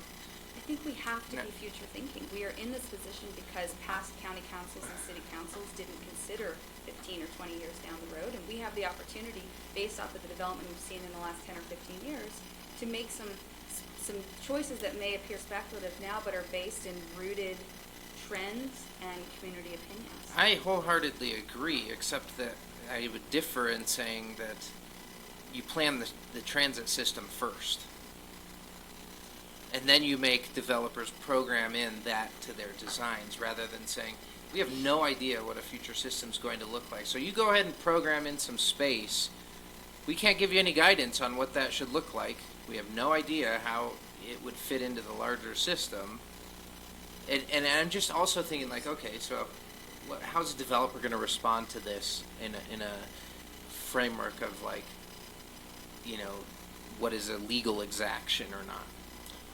I would say that your example of a hotel that the shuttle pulls right up in front has met the The requirement. direction. Yeah. Yeah. Okay. However, if we're going to have smaller overnight accommodations, maybe a campground, maybe, something that's less than a big hotel, and they don't plan for a shuttle stop, it's too late at that point to require them to provide it once they've got it built out. Yeah, I agree. I'm just having a tough time thinking about how you legally require that when you can't give them any guidance on what it has to look like. Well, we could say to accommodate a 30-passenger bus. An area to load and unload guests. Accommodate a 30-passenger bus, whether that's out the back 40 or, I don't know. Yeah. But This is also a list to be selected from, such as at least 2 items from column A, such and such. So to your point, Kevin, of adding something that sounds similar to the last bullet, specific to the shuttle. So above some amount TBD to provide the shuttle, or to invest some portion of the project plan annually into a shuttle system or something to that end. Is that kind of what you're thinking? I'm just hot airing, I mean, I'm not, but. Yeah, something like that. I didn't have anything specific in mind. I mean, because if they can pick things from this and they're like, hey, you know what, instead of the shuttle, we're gonna have a bicycle for every single person that stays in our development. I mean, I think the point is to encourage developers to consider alternate transportation, kind of like this, as a necessary part of the planning process in order to develop overnight accommodations in Grant County. That's the policy intent. Sure. To these. And I think the specifics of how you get there, you can get there 100 directions, but do we agree that that's the policy intent? Well, I think there's pretty good consensus that the policy intent is to eliminate or to reduce the number of vehicle trips that are emanating from a lodging development, and to promote other forms of travel. Let me step back then and ask the group, like, are there any transportation improvements like this that you want to require of every development? Because if not, then it can just be one list and you have to pick, 2 or 3 or.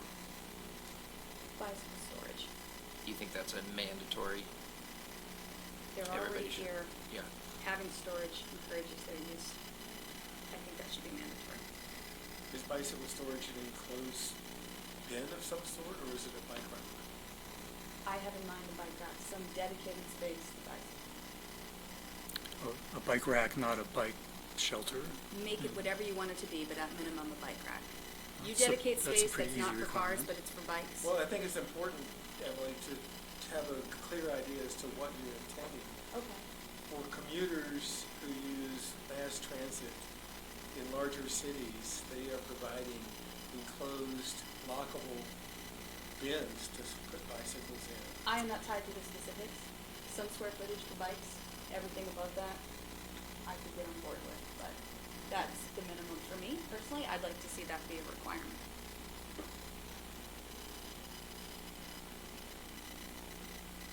If the policy intent is to encourage non-single motorized vehicle usage, I think And would you require that in both, like, urbanizing and rural areas? Absolutely. If people are going to take a shuttle, they can take their bike. I think that it fits the character of our community, of the primary use that people recreate with, and the future of what we're hearing from constituents and trying to reflect in the code. And most, the bigger projects, a lot of them have bicycle storage in a locked facility somewhere, because they don't want the bikes in the rooms. So, it's to their benefit, it's mutually beneficial, really. It just occurred to me I have some relevant experience. I very frequently stay in hotels in Santa Barbara and without a car. I'm dependent on my bike.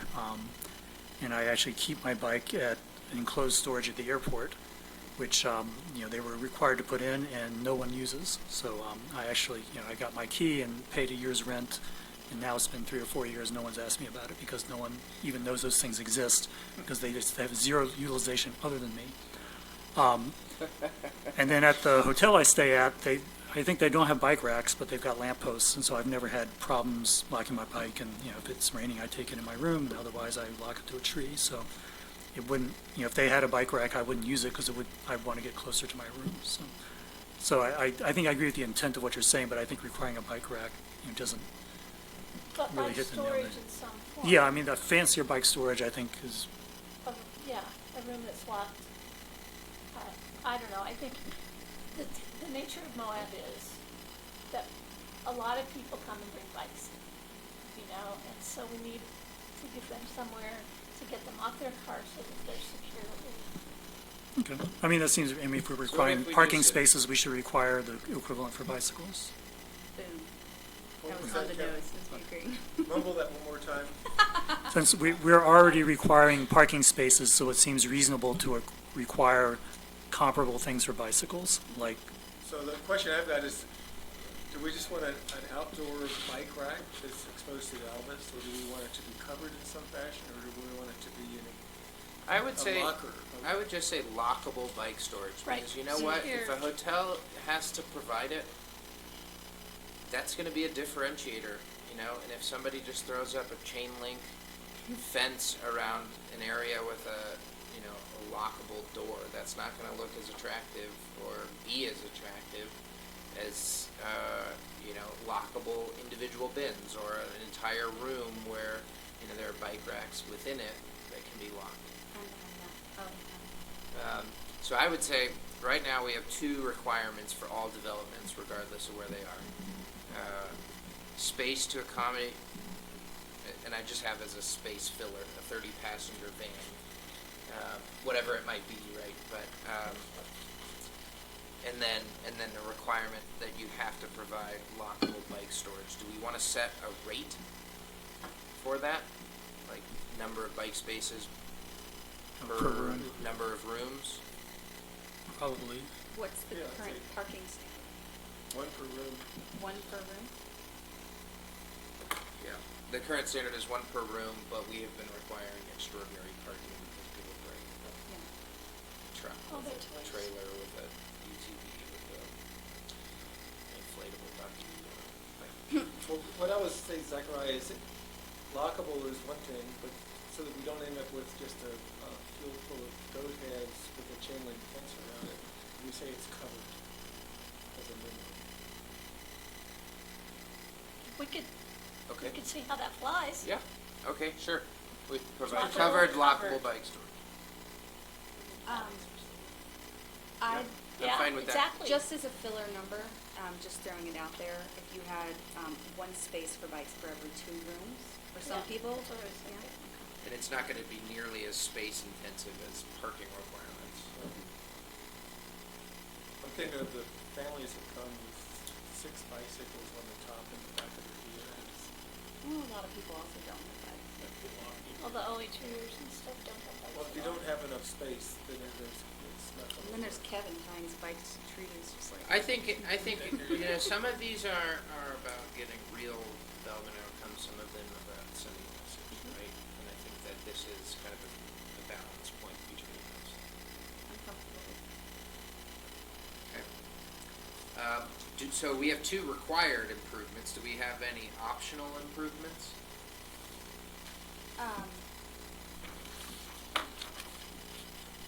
With the right to pay a fee in lieu, offset required? I would say for How these, does that? Oh, free bicycles or e-bicycles for guests? Yeah, I would say 3 bicycles for guests would be one of these that the optional pay in lieu would apply to. So I'm a little concerned about the fee in lieu, just because of Utah and our laws about taxing ourselves. And I know this isn't a tax, but if it looks like a tax, or an exaction, we have to justify that exaction somehow. it has to be tied, it has to be quantitatively tied to To an capital impact that you're improvements, trying, well, right. to an impact that you're trying to mitigate. Right. And then the fee has to be Proportional. proportional to the cost of offsetting that impact. So, Offset it Yeah. against the shuttle or the transit. The purpose there is a declared intent. And for smaller projects where it might be unnecessary or projects already located to a much more viable potential node like the university, having them pay into the trail systems that would support, that seems like a very reasonable I'm not a lawyer, but that seems like a very reasonable offsetting to an actual cost that we know that we incur as a community, which is congestion as a result of this development. Right, but Utah has been pretty particular about having that rational basis between the impact and the fee that you're charging. So I agree with you. I think that they're great ideas, but that would require us to do an analysis of how much a shuttle system could cost and blah, And blah, blah, really, blah, that blah. should be, that could be accounted for, and should be accounted for in our impact fees, Let me ask a question. If or develop- transportation It impact could fees, which be. the city does not have We any don't have any. transportation impact fees, which is Right. crazy to me. If a developer came to the county council or the city council and said, I want to build a 100,000 square foot project, and it's going to have all these great community amenities, but Say I. no, because we're not gonna allow Well, 100,000 square okay, foot fine. projects. They want to build a 15,000 square foot project. They want to build a project, and we have something in there specific to planning for or building or mass transit stops or some kind of shuttle. And they say, hey, county council, this doesn't make any sense to us. We're right next to the university. They've already got mass transit, but we want to see if you would let us do this anyway, and we're willing to pay this amount. Like, that would be feasible under this, right? Because it's a legislative decision, so they would be able to make that choice. My point is, it doesn't have to be in the code for it to be an option in the universe somewhere. So we could put a performance standard in that says they have to provide a transportation plan that shows that the number of trips generated would be reduced by 10% over a normal, or 20% or over where I was sort going. of a normal. That's where I was going, was with vehicle trips, because we clearly have an estimate for those based on the ITE trip generation manual, and that's ultimately how we get roadway improvements that would be required as a function of new development.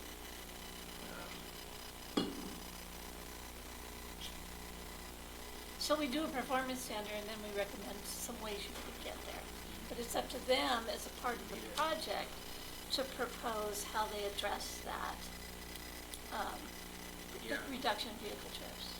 So I mean, maybe this we is just enough. have three standards. We have this requirement to program shuttle space. We have the requirement to provide bike storage, and then we have the requirement that you have to reduce estimated vehicle trips by a certain percentage below, from the ITE trip generation manual. Yeah.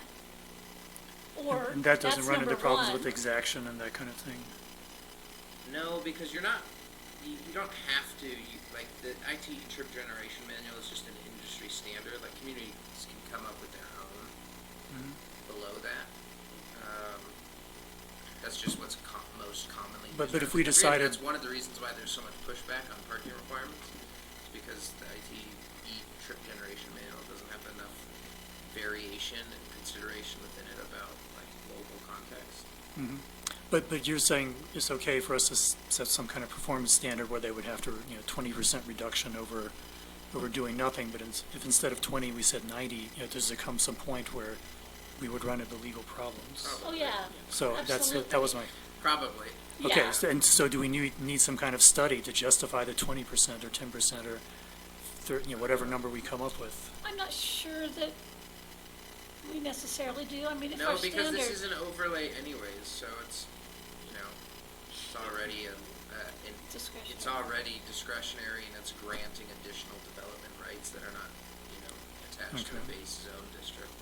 But in that case, the other things we were talking about, that you were worrying about exaction and that stuff, Right. doesn't that, Well, if this is an Well, overlay? but one is saying, this is your goal, 10% vehicle And it's a trip legal savings. gray area. Right, and then you could get at it through all of the other stuff, including the bike storage if we want. Right. Or we could require those things and then they need to offset an additional 5% or something, I don't know. We can work on Just to that. be clear, I like the Yeah. idea, I was just playing devil's advocate. So we can work on that, but in addition to that, do we have any other, like, optional or required standards? Are there any other ideas for Yeah, standards? any other ideas? So I was what's the just gonna step? say Dora's idea of trying to meet the goal. If they can't or they choose not to, then they could pay a fee in lieu of meeting the 10% reduction or whatever it's going to be. But the others are going to be hard. Bike storage will be a hard requirement. Transit parking would be a hard requirement. And the free bicycles, I don't know. That could be one of the ways that they reduce vehicle charges. Maybe, yeah. Yeah. Kevin, this perhaps is irrelevant for what we're discussing, but I want your opinion on this. This question of trails across private property when it comes to replats or redevelopments. Is there language that you would want to see added to this that has caught you in past applications to ensure that we maintain potential future trails as well, and trail access? So, you know, you've mentioned kind of patchworking trails together. Well, I think we already have a mechanism through the, the County Trails Master Plan, which probably needs to be updated or something, but. I've just I- heard that Right. come up probably 10 times in the last year, and it seems like if we have an opportunity and the intent to capture that, this might be a good vehicle for it. Yeah, I think we should add that. We all assume, right, that we will require trails if that's appropriate, but there's nothing that says that we will. So, And that's in our subdivision standards, so not for site plans. Okay, so yeah, I maybe think we extending that to should say site plans. No overnight accommodations must accommodate public trail easements when the Trails Master Plan, shows connections across the property. Yeah, and you Less might want, friendly. I think something that has come up is, we can't be updating the Trails Master Plan, every month. And sometimes a proposal comes to us and it occurs to us, hey, that's actually a good location for a trail. This is a good time to require it. If there was some other language that it would allow us, especially since this is an overlay and the legislative decision to require them, even if they aren't on the master plan, at our option. Something related to this, I was wondering about is, we already require developers to pay something for improving the roads that they're on. Eventually the, Spanish Valley or whatever is going to need to be widened, and so they pay something there. If we had sort of, paved sort of commuter bike trails that, an extension of the existing system, I mean, is that something that's, right now, I assume the city has plans for some bike trails that haven't been constructed yet, and if someone puts a hotel that kind of overlaps that, are they required to help pay for that the same way they would for a road, or is that? yeah, if EDOT isn't paying for it already with the widening and the construction. If it's in a plan somewhere, then we can require it. Like Okay. that subdivision, for example. Everybody told me that it was in the philosophy behind it, but I couldn't actually find the plan. And then, so I met with the trail mix, the folks up on First. They're in our department, Yeah. the active transportation. Right, trails active folks. transportation folks. And they found a plan Yep. with it on there. So, we always rely on those documents. And I think the plan could be something that you could change based upon need. And but- here's another example of where we're already doing this. Right. So, Scenic View Inn is a hotel that vested prior to the moratorium. It's 100 rooms, I believe. It's just north of Sage Creek. We didn't require Sage Creek to do this because we hadn't been on the same page with UDOT yet. But we were on the same page with UDOT by the time the Scenic View proposal came in. And they were required to bond for future construction of a frontage road on that east side of Highway 191. It's an off-site improvement. Obviously, is an investment in our larger transportation infrastructure. It will be built in the UDOT right-of-way, but the county will be on the hook for the payment of it, and so it's a legal and acceptable off-site improvement that we are requiring that developer to make. Unfortunately, we didn't have that, clarity when Sage Creek went in. or when other developments went in, for that matter. Are there any plans afoot for a bike path along 191? Yeah, well, north of town I don't there have, is. I don't have any knowledge of a bike plan, or a bike trail plan, except in as much as that we would program it into a frontage road.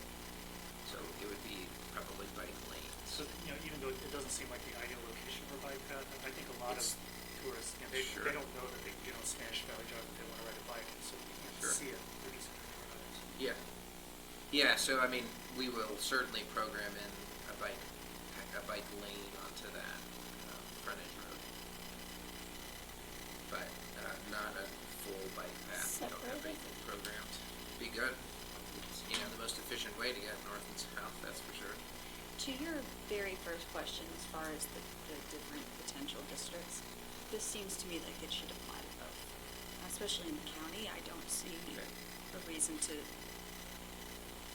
I don't see a compelling reason that this would apply to one but not the other. So just to clarify what's on the table now, there was shuttle stop and covered bike storage, and then this performance standard about, I forget the acronym, but you know, reducing vehicle trips. VMT, vehicle miles traveled. Well, I think it'd actually Or- be ADTs in this, Average average daily daily trips. trips, or trip generation. And is all that those. it? I mean, there was a little bit of discussion about some fee and lieu, but it seems to me, I'd rather just say you have to do I think this. we're I'm getting the sense that we're gonna drop the fee and lieu option. I mean, you guys maybe can do it, I just. Yeah, I don't feel that comfortable with it personally. I mean, it's a great idea if we were in a different political climate, but we're not. And so I've Well, and I always- think that we have a mechanism to do that with our impact fees already. Absolutely, yeah, you So- can always do a And there's study. just, you know, we got away with this, I don't say get away, we did our legal analysis and found that it was legal to impose the assured housing requirement. That is an exaction. There's also a lot more precedent for those types of policies, not just in Utah, but around the country. When you're tying it to housing, there's not nearly as much precedent, you know, if you're trying to tie exactions to bicycle infrastructure. So I guess I'm just saying that's another reason why I feel less comfortable with the fee and lieu option. And we did the whole study and assessment on the Right. assured workforce housing to rationalize it. Right. So we'd have to do that, We'd have to do that. and it may be that at some point we could offer a fee in lieu based upon that, or look at increasing impact fees based upon that. So It's a car. looking into the future, like, would there be some, like, how would we decide whether they've managed to reduce their trips by 20% or whatever? Is that just a calculation they do, would or? have to prove it, burden proof would be on them. But- And, you know, we'd use the standard engineer's standard for it, and then they would have to show how that's, how. Okay. good So that you're is. confident that it really would be approximately 20%, you know, but, you know, it's not the kind of thing, say, well, hey, you know, we offer free bicycles, and if all our guests use them, that would work, but in fact, their guests don't use them, and Right. nothing.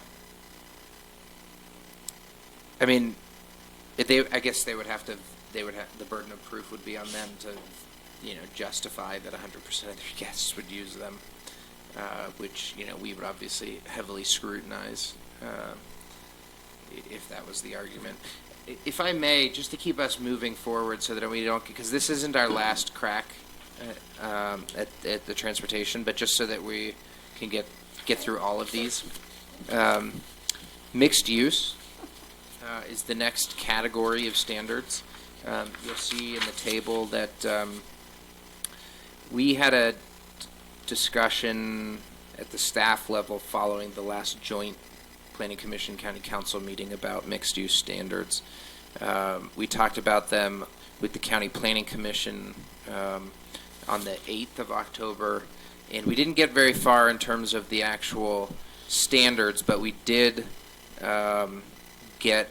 that's really where this concept of the OAO rural versus OAO urbanizing concept came out of, and so I took the liberty of kind of combining a conversation that happened at the staff level with what I took away from the conversation on the 8th, and I just said, I think that, and this is my opinion as well, that I think we should just eliminate the mixed-use requirements for hotels in the rural, in whatever area we're going to eventually deem the OAO rural district.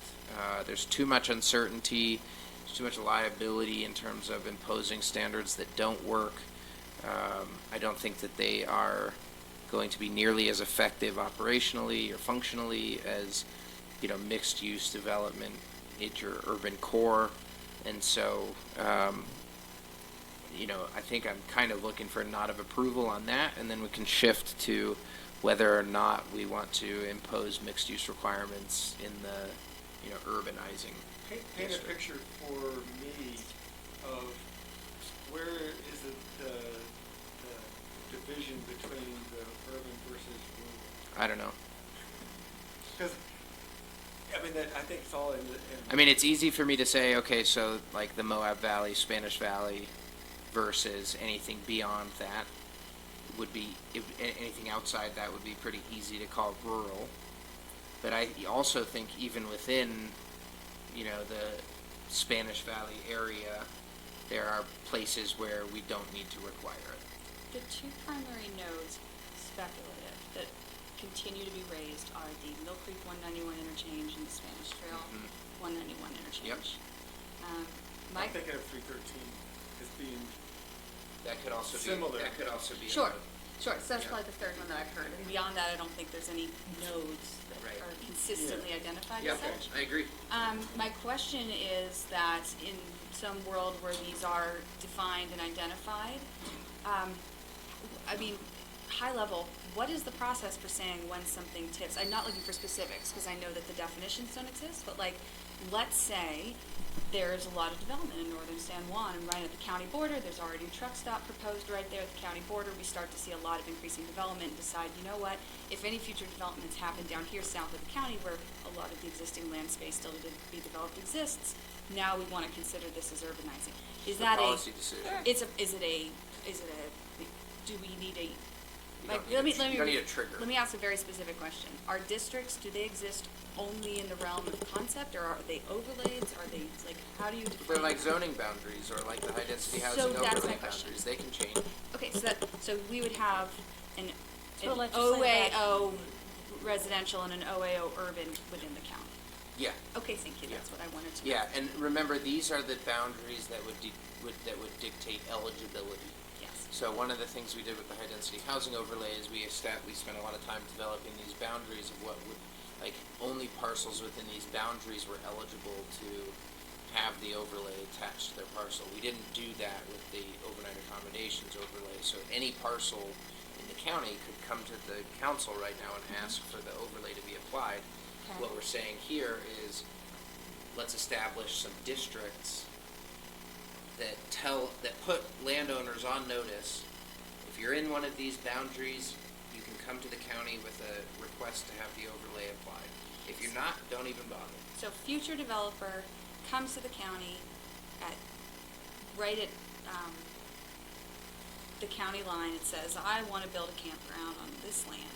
If it's not in an overlay, And they say, I'd like to have the overlay applied, I want to have the OAO rural applied. And the county council looks at this and they say, we actually think this is urbanizing, we won't apply that, but, some planning commission makes a recommendation that actually urban would make more sense. And, I'm just asking. I get what you're asking, but here's what I would say is that we would already have those boundaries established, so that parcel would have to be in either the OAO rural or the OAO urbanizing boundary already. Think of it as like the HDHO 15 or the HDHO 25. But they can request, okay, I see what you're saying, thank you. That gave me the clarification that I needed. Be mapped And ahead we of time. can just, not we, but we, the county, can change those boundaries of the district. Just like Thank we you. can change the HDHO boundaries through them. Thank Well, you, yeah, that I've was got a the question. clarification I needed. Question for you. Yes. So you're saying, okay, there's gonna be a truck stop and all this development in San Juan County. Mhm. Knowing that probably is gonna happen, does that change your idea of how you think the southern part of 191 in Grand County should be developed? Not at this point, but I think knowing that now that I better understand the process to which, like at this point, it just wouldn't be under any, it would be, well, no, it wouldn't be under any district because it's not near to any existing OA boundary, but should a potential developer request that, we would have to apply both at the same time, right? Is that correct?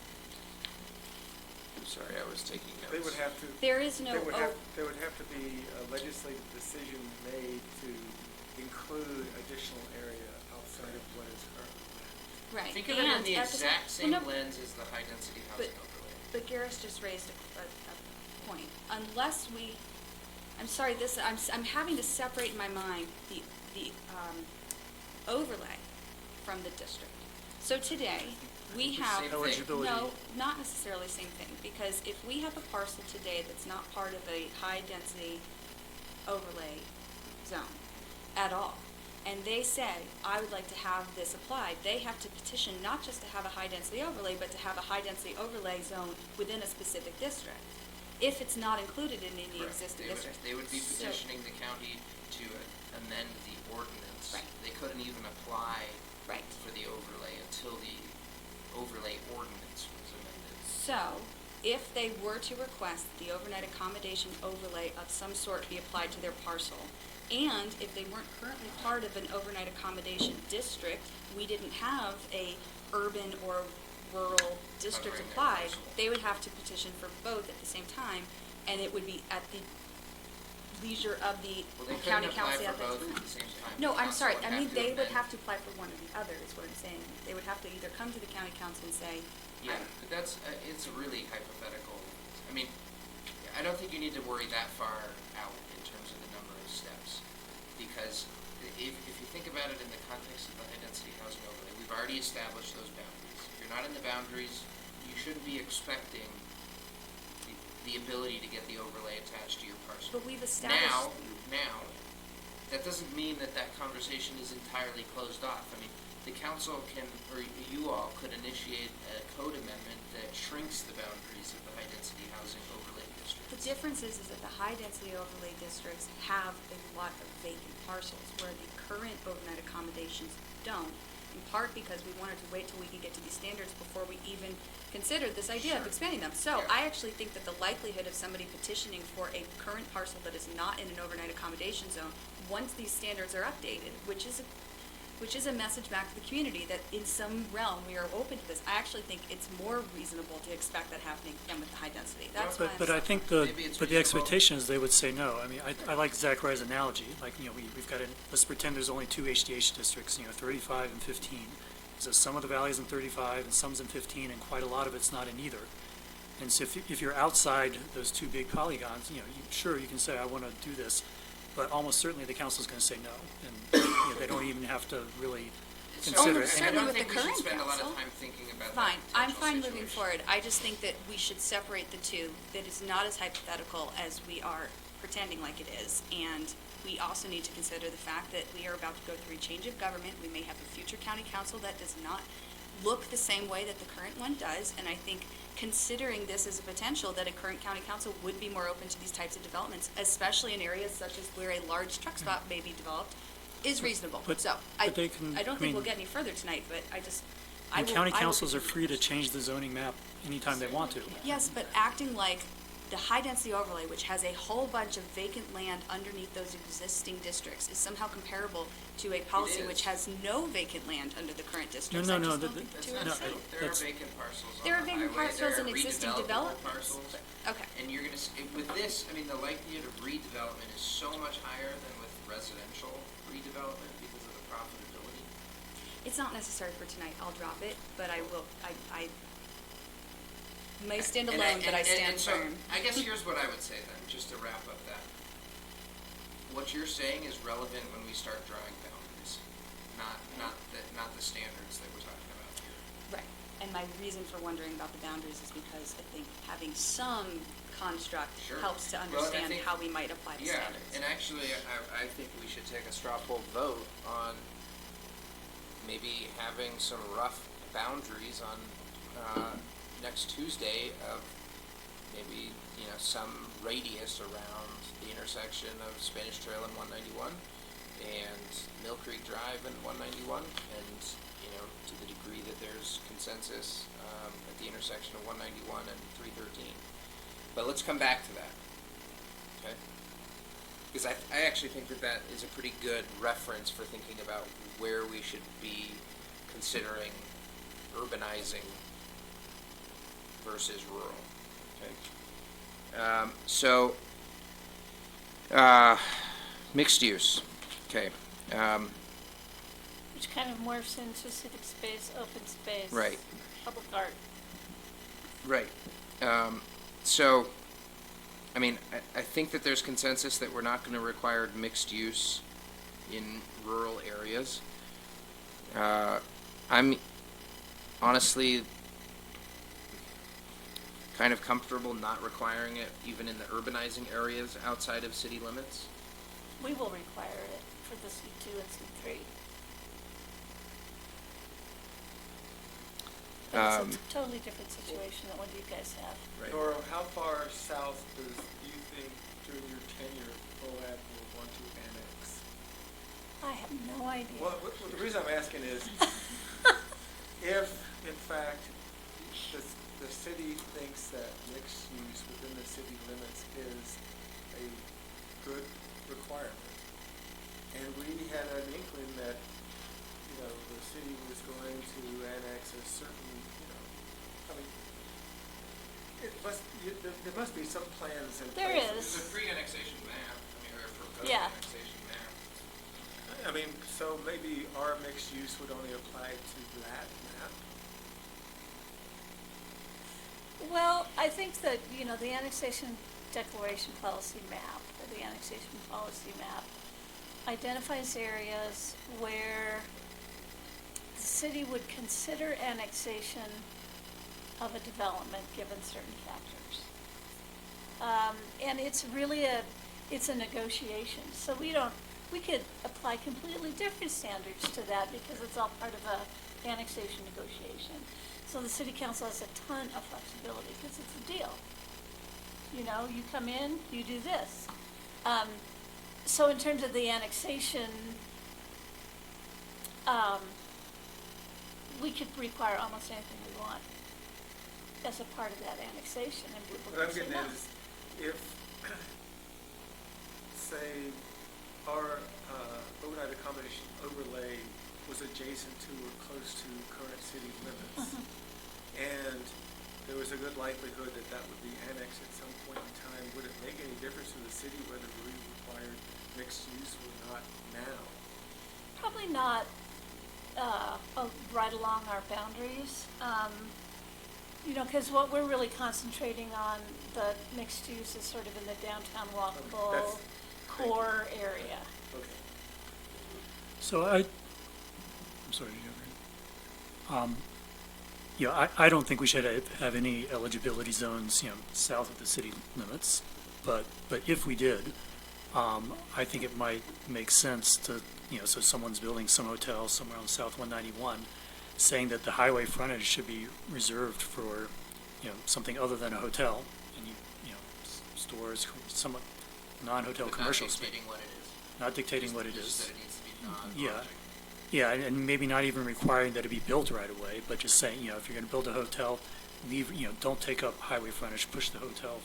That's just to throw an idea out. That's the type of, I don't know if you call that mixed use or not, but it's the type of requirement that might make sense even for something that's not, close to the city.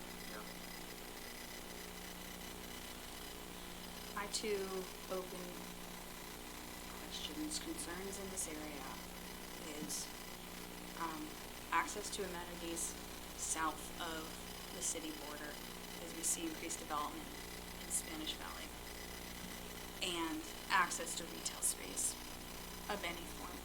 Retail space doesn't exist in this community that is accessible to the average person. So are you suggesting that maybe that because we need retail space is a reason to consider mixed use in a overnight accommodation? That is a delicate thing in very specific No, no, areas, no. yes, but yes, and the primary node that is of most interest to me is Mill Creek 191. It is close enough to the city boundaries to be still relevant to city-type development. It's probably likely to be annexed at some point in the future, in some future, What is our annex on the west side? on the west side. But if we're gonna see development, it's gonna be in that area. So here's my response. Excuse me. We've talked about this a lot already at the staff level and at perspective of the council. And I really want to emphasize the points where we are hesitant to impose like strict standards. First, there's a very poor track record of governments imposing fairly strict requirements on mixed use that doesn't function or perform well. Right.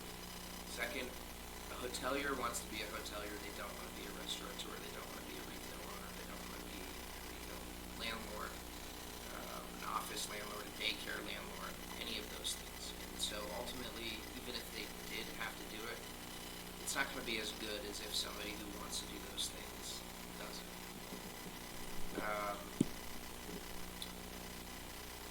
Third,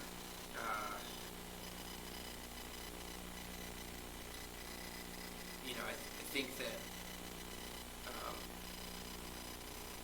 that all these standards that we are imposing in the creation of these districts is already going to fundamentally change the market conditions that have given way to the absence of retail space, office space, etc. And so I think that you can only tweak so many variables at one time in order to test the effectiveness of that tweak. And I think that we're already pushing up on that upper limit of like how much we can tweak to try to change the market conditions. And that's ultimately what these standards are about, is that they're about changing market conditions that have made it so profitable for hotels that every other commercial use has been squeezed out. And I just think that some of these other really fundamental changes are going to show fruit in terms of accommodating more space for other commercial uses, if they are truly viable. I'd like to propose a thought to the table, which is, my concern is less about how do we mandate mixed use and more, this is a public-facing document that is communicating not just to the public, but also to potential developers. And a potential developer who wants to petition the county council to be able to develop an overnight accommodation in this county wants to know, what are those trade-offs that the community is looking for to offset these costs? Would it make And we sense to have that. say, okay, so maybe that's enough, but would it make sense to, you mentioned some of this is specifically policy, some of this is sending a message, to say developers are encouraged to consider frontage-facing, non-hotel uses, office space and other retail accommodations and so on. Like, I'm just asking if that's, one, dealt with in other ways. If it is, I'm good, I can move away from this. But if not, this seems like a really great opportunity for us to communicate intent as a community without mandating it.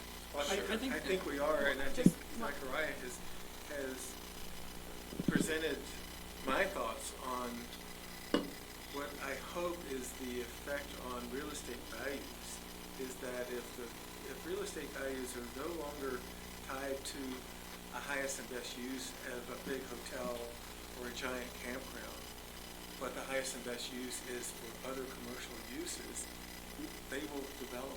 The values are a bit different from use, and I'm saying if the county were to send a message that we would consider mixed use as an offset to the community cost of overnight accommodation, the communication, mixed use being different from,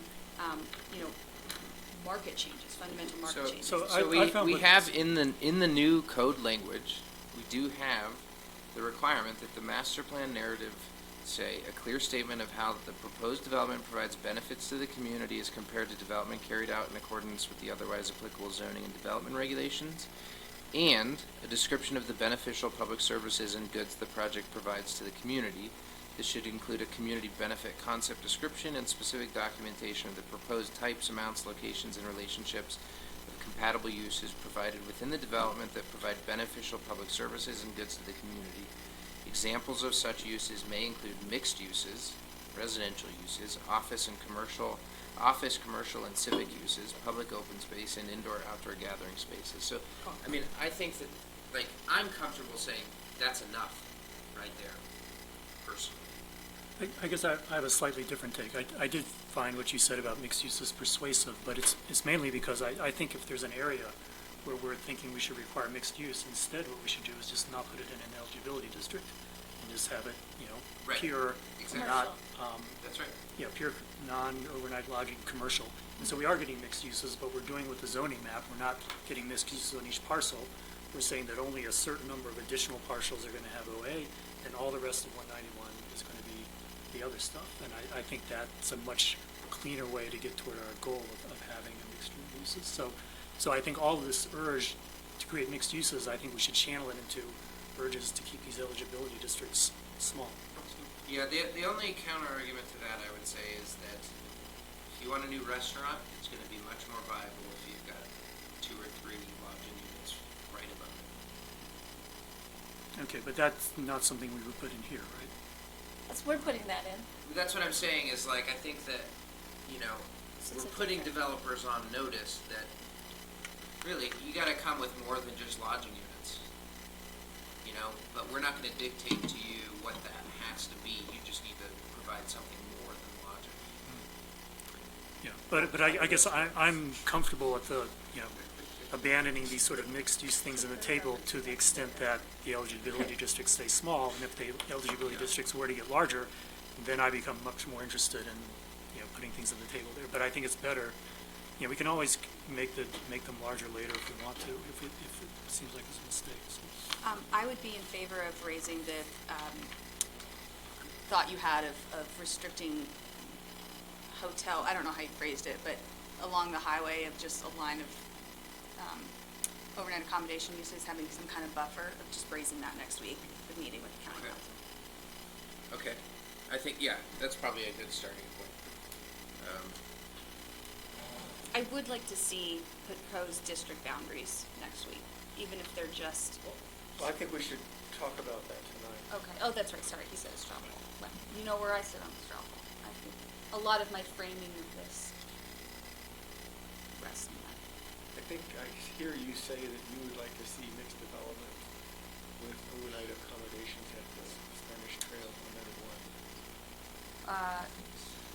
Well, no.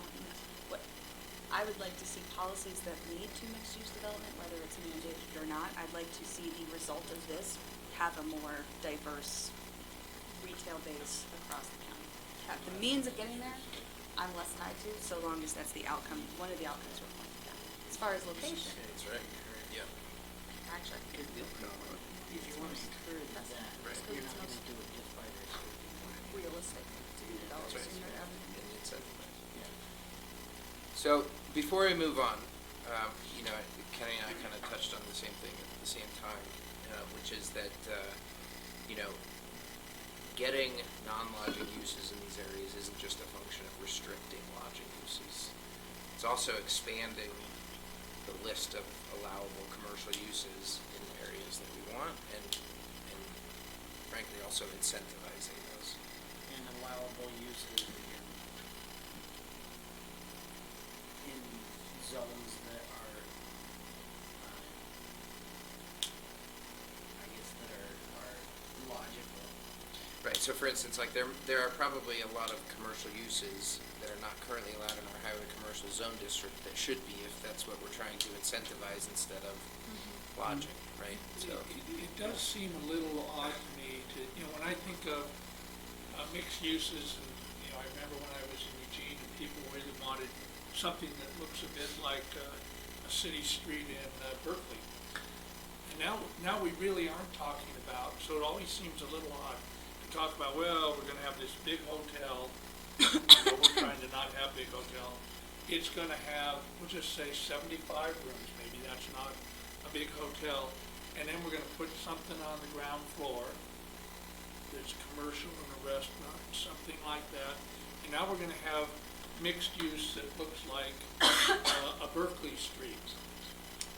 And it just doesn't seem to fit, because what I think of is, you've got these businesses on the bottom, and you have maybe a floor of residential up above, and that's the way it is. So this always strikes me as a little odd for hotels. We have local businesses emphasize this frustration What frustration? of not being able to put a certain type of business in an area that's probably reasonable, but it's not allowed. Give an example of the business and the location. Mechanic shops, For one. And where is it not allowed? so there was one in particular that I was thinking of that was, I mean, this particular one was allowed in a residential area, but he was also looking for, I think, in a general business area, and it's not, I don't think it's permitted. And that may Or also just be a something function of a similar. zone change request, not so Yeah. much like. But this is where districts matter. Urbanizing doesn't just mean mixed use to me. Urbanizing means walkable. It means people getting out of their cars and they spend money or they spend time. Versus rural is more transport through or living. To me, like that's, if I were to, so as far as like usage, if we were to say, as a community, we anticipate these 2 to 3 places in the county being these urbanizing nodes, the way that I would consider potential district boundaries, or, zone boundaries or overlay boundaries, potential uses, use table, that's where my head is at. That's why I want to say, because it's not just about, do we think we're likely to get this kind of development? That is an opportunity for us to state an intent of, where else do we want people getting out of their cars and spending money? My question is, are you tying that business node or that area to an overnight accommodation being part of it or not? Potentially. Huh? Potentially, it's an What? economic vehicle for a So if future it's not, developer. let's reserve it for a different No, but conversation. but Because I think today we've I know. really gotta get through these OA standards. Yes. We've gotta get prepared for our Yes, meeting next on Tuesday. your point of thinking about the use table for highway commercial, which did come up in this conversation, I want to know first, what are those potential district boundaries? Because I don't think a mechanic shop makes sense next to a restaurant. So, that's all I'm saying. Yeah, we have them. Hmm? We have them. Hey, just because it exists doesn't mean it should. So, Okay, so let's move on then to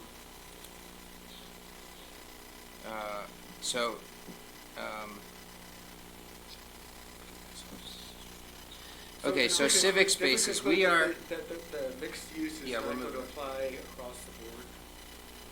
except that I've got a request to just kind of think about a standard that would require reserving some space on the public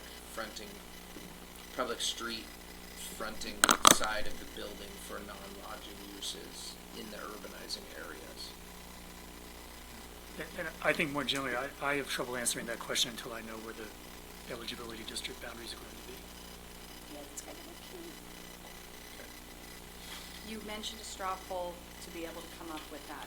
Do we have consensus about asking you to theorize those before next week? I think Garish is saying he wants to actually talk about those boundaries tonight.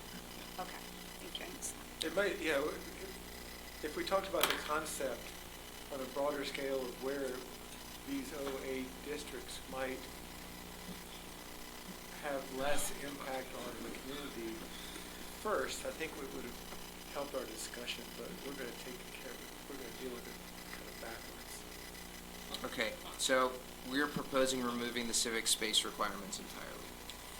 Yeah, so what we talked about with the city planning commission is kind of folding that into open space / civic space. Yeah. And give them options, but yeah. And I think for us, it's gonna be a long time before we have consensus on defining what civic space is. Right, So right. let's just keep it as open space and it's But- public, open to the public, so it's gonna be civic space. So, but this, I know you guys are collaborating on standards, but we're eliminating civic space here, but the city is still going to have This is where we're diverging from the city, right? Or- Well, I think that the city's also gonna have a tough time defining what civic space means, and it'll just Okay. get rolled into the concept of So open a more space. general question, when we say yes or no about these things, we don't need to keep the city, like if there's some requirement here and which makes total sense downtown, that doesn't make sense anywhere in the county, we should just say This, no. this table is right now, like, for our purposes, just unincorporated county. Okay. You know, we're working together, but ultimately, you know, Nora's table is gonna look different than Okay. this. Yeah. That's what I thought. So open space, we've got definitions of usable functional open space in our code already. And so, you know, the requirement that we have established so far is that overnight accommodation developments in the urbanizing district would be subject to this kind of tiered requirement. So 0 to 1 acres, 5% of the development would have to be open space, all of it contiguous. From 1 to 2 acres, 10% would have to be open space, at least half of that contiguous. Over 2 acres in the urbanizing area, a minimum of 7,500 square feet would have to be contiguous, but in total 15% would have to be open space. And then in rural areas, all developments would have to include 25% usable functional open space. Is everybody good with that? At least in anticipation for next Tuesdays? So, I don't know that we have discussed the potential for incorporating a requirement that overnight accommodation developments that exceed a certain size contribute funds towards a public art fund or program. I mean, that's an exaction. I don't know, you know, if we can I understand. incorporate that, but I mean, I like it. I don't know if it'll pass muster, but you know, do folks like that? Do you want to establish a threshold for that? I would say Throwing out. it's more applicable to the city because the city does already have the program in place and Yes. a way of funding it. And that I'm not sure that it's necessarily applicable to the county, but we don't have a county street art program now, and I'm not sure how we would use the funds other than to funnel them right into the city, so. Yeah, I agree, it might make sense in the city. Yeah, I agree Okay. with you. Cool. Moving right along. So height, further discussion is needed.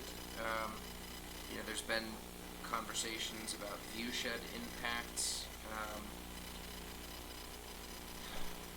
We still don't have a great way of articulating what kind of view shed standards we'd want to apply. I think one way to go about that is just by drawing the eligibility district boundaries pretty well. But, I mean, I think at a fundamental level, I guess what I'm asking is, do we want to say that overnight accommodations can build to the height that's allowed in the base zone district, or do you want to limit it further? What is the height restriction in highway commercial different than rural residential? It's all 35 feet? For those districts, yeah, it's all 35 feet. Well, personally, after seeing the impact of that hotel, the big box down here, Everybody's favorite. everybody's favorite. Not. I would tend to say we want to limit it to 2 stories or 24 feet or something like that. You're talking about all buildings in highway commercial? These are only going to be lodging. But if you're, you know, if someone built a 35-foot tall building by 191 and you didn't like it, then it seems like the logical response is to change the highway commercial zone so that it's 2 stories limit rather than. Well, we could attack it either way, but I'm saying for a standard for the purposes of the overnight accommodations, we could deal with it here and then we could go back and recommend a change to the standard in the code. Then that would only apply to the overnight accommodations, right? start there because we're in a For the time crunch. first, initially, it would only apply.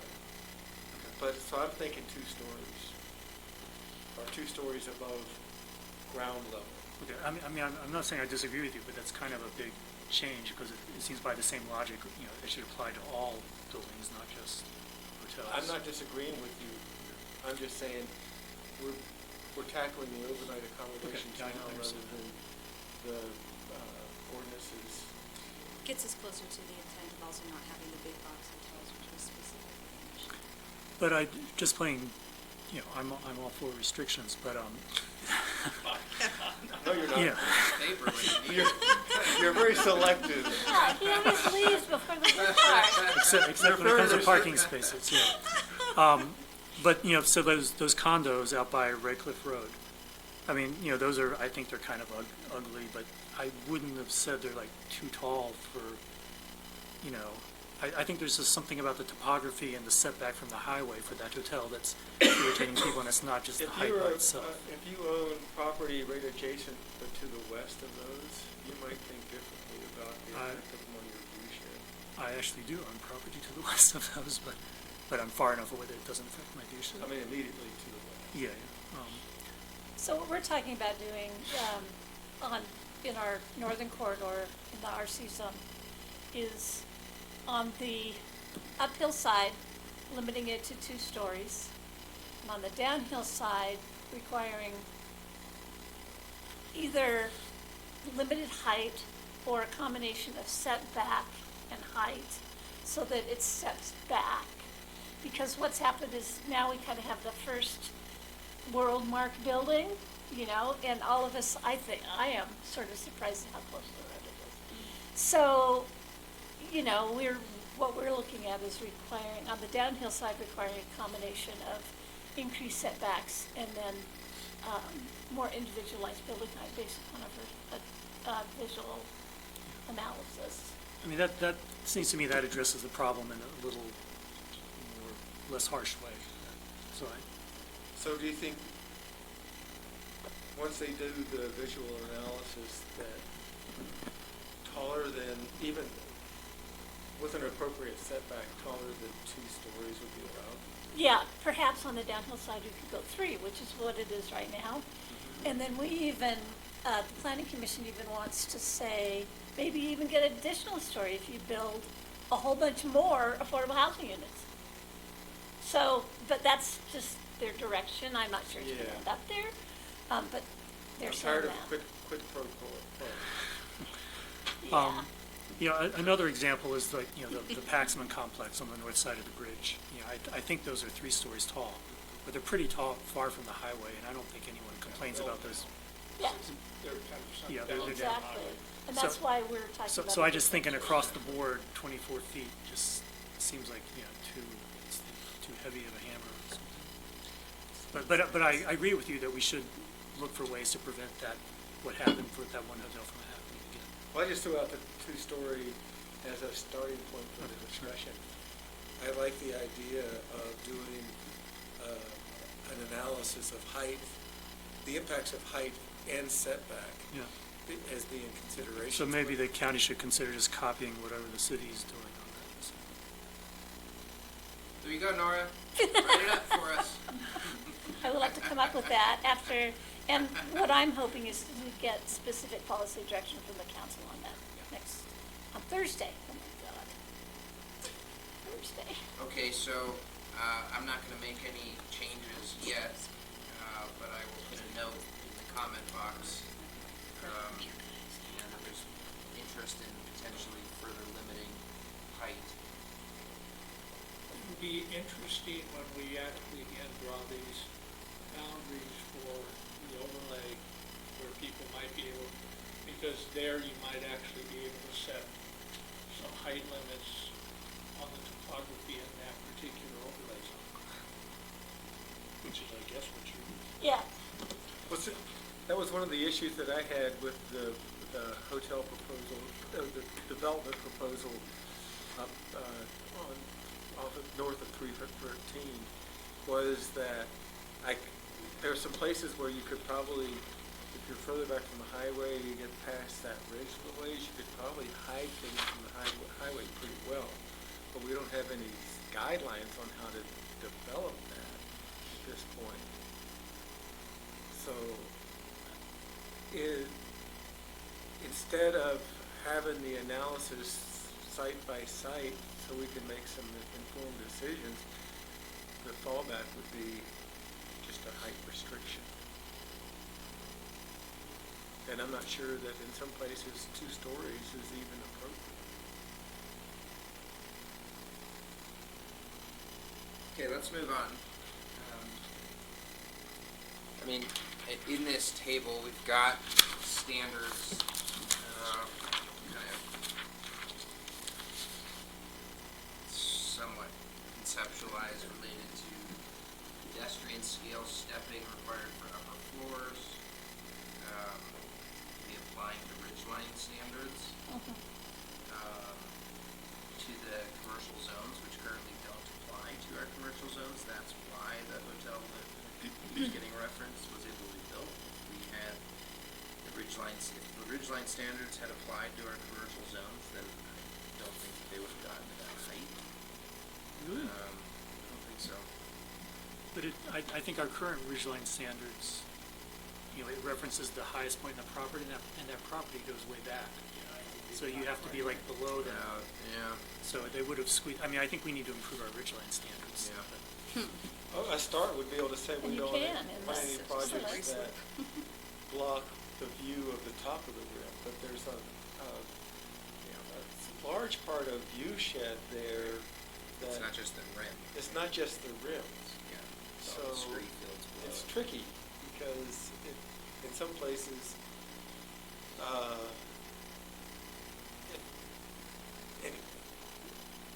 it's more complicated than just saying we want to be able to see the top of the rim from the highway.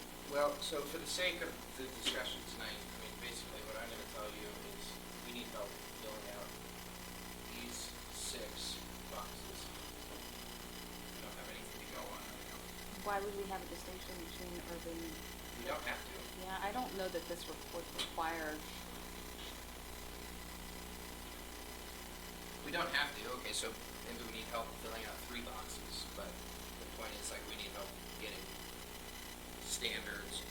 Nor define for me again what the pedestrian scale stepping required for upper floors. It's mostly downtown.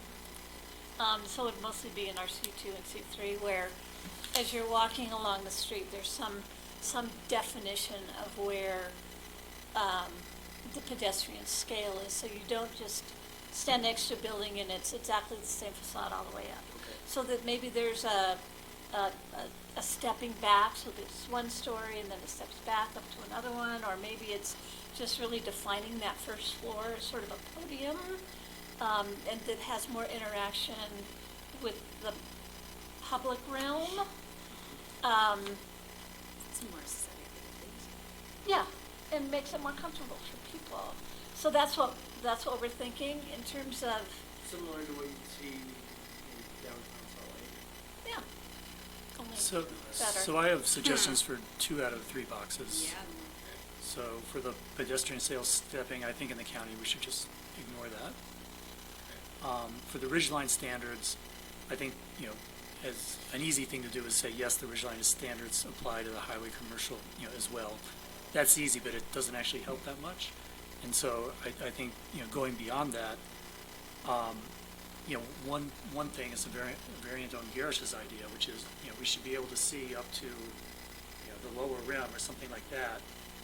Or, you know, but basically, you know, you're only allowed a 3-story building if that would not block the view to the upper rim, lower rim, excuse me, or something, you know, something like that. And if it does block it, then you can build a 2-story building no matter what, you know, it blocks. But that's, 2 stories is always okay, but 3 stories you have to.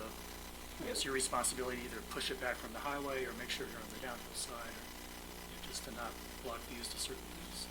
Give me a point of reference, I'm sorry, when you say lower rim, is that like Oh, it's like Hidden Valley, like Hidden the lower Hidden rim? Valley, yeah. I'm just thinking, you know, we don't want to go for the top of the rocks. We'd Is that like- consistent throughout? Like, does the lower rim mean something It consistent? goes pretty far south, not all the way. I think we quite a could ways. pick off an elevation Okay. and Well, the whole valley slopes though, so we couldn't think.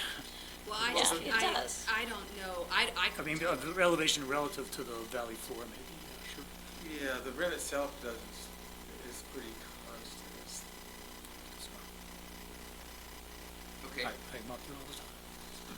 I think that's enough for us to get to the 28th. So let's go down to density and scale. I think that there's pretty good consensus on this notion of setting a maximum building size and then a total project building size. Zachariah, did we get any figures on like Yeah, so the Apache is 15,480 square feet, 35 rooms.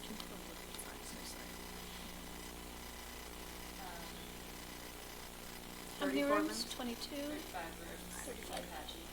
So you'll email this to us, right, later, so we don't have to take Yeah, notes? thank you. Yep, for the discussion. Yeah. Bowen is 16,355 square feet. That's 41 rooms. Yep. And then the Moab Rest again is 14,569 square feet.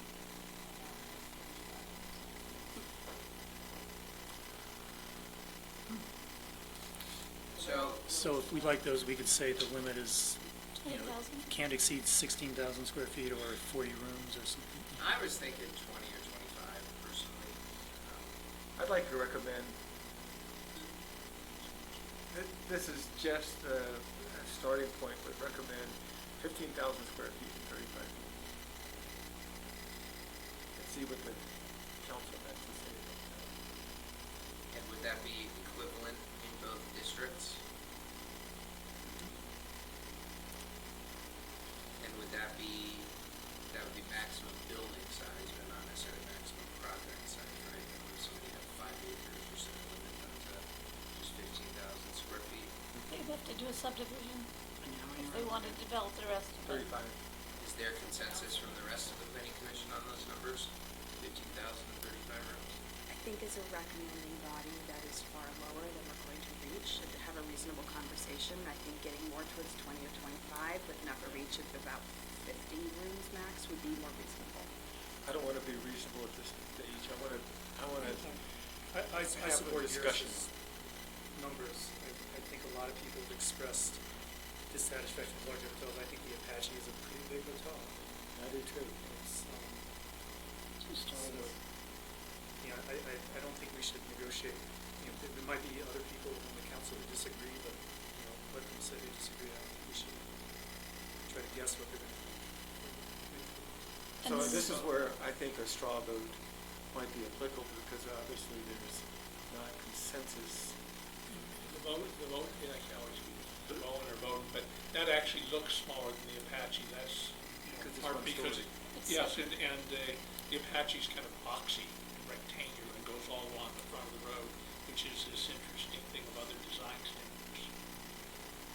What we saw with the combination, the original ordinance here was by where we went to extremes as a recommending body, we were discounted for our voice and we were put in a position of basically just shouting. And I think this is an opportunity to establish a working that's my opinion.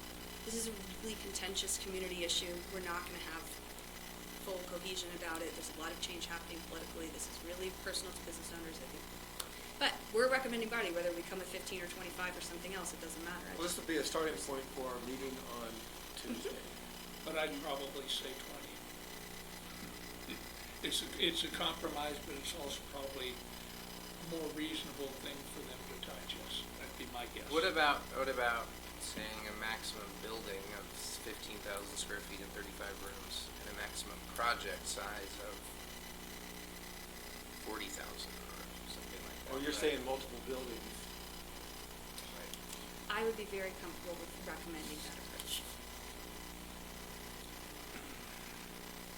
Which, I mean, I think, so part of this is, you know, concerns about just growth and lodging, okay? I don't want to debate that too much tonight, okay? Because it's not really our body's work too much. And I think the council has already taken a fairly strong position on that. The other issue that I think is driving this conversation about like density and scale is like we don't just want like big boxes dropped down. And so I think by setting different maximum building sizes and maximum project sizes, you're addressing that like potential for just a big box to be dropped down. From the standards perspective, I think that is very much in line with where I am at, which is, yes, we have this need to reduce growth, but also to blend development and growth that is specific to tourists into the community, so it doesn't feel like we have these different pockets where tourists go, locals go, and there's all these hard lines in between. Yeah, From a I mean, I'm not standards sure and how growth much it gets to that, but what it certainly does is break apart these big blocks. Well, that's what I mean, yeah. I mean, Yeah, we've got okay. apartment buildings that could look like condos if we, anyway.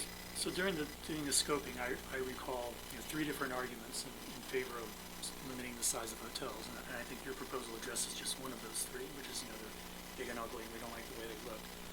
I think there's a lot of, I think there were a lot of comments that people didn't like these big chains with, coming in, not just because of the way they look, but just because of, the economics, and they preferred these sort of smaller, locally owned hotels, that kind of thing. That's one argument, and, well, I guess it segues into the third one, which is, so if people didn't like the big establishments, they'd rather have like 3 boutique hotels rather than one giant thing, even if the total square footage was the same. And then there's also the point that the smaller hotels are in reach of, local entrepreneurs instead of outside interests. I know at least one council member, brought that up. So I think it's because of those second 2 arguments that I agree with Garish that something the size of the Apache approximately, that's not like some crazy, idea that couldn't possibly fly. I'm not saying I think everyone's going to agree with it, but. No, but I think that's a reasonable starting point for our discussion with the council. So we've got a maximum building of 15,000 square feet and 35 rooms. Is there some consensus on establishing a maximum project size that would potentially enable multiple buildings Well, if that would get you above 15,000 and 35 rooms? I would say I would not agree with that. Okay, so that's one no. But and I'll give a reason before they vote. It's because of this new development that's out past Bucks or whatever, the Atomic Lounge. It's Walmart. multiple buildings, huh? Walmart, it's 112,000 square feet. Yeah, it's multiple buildings. 270? Maybe it's that big. It's multiple It's buildings, huge. but it's a huge project, and I don't Right.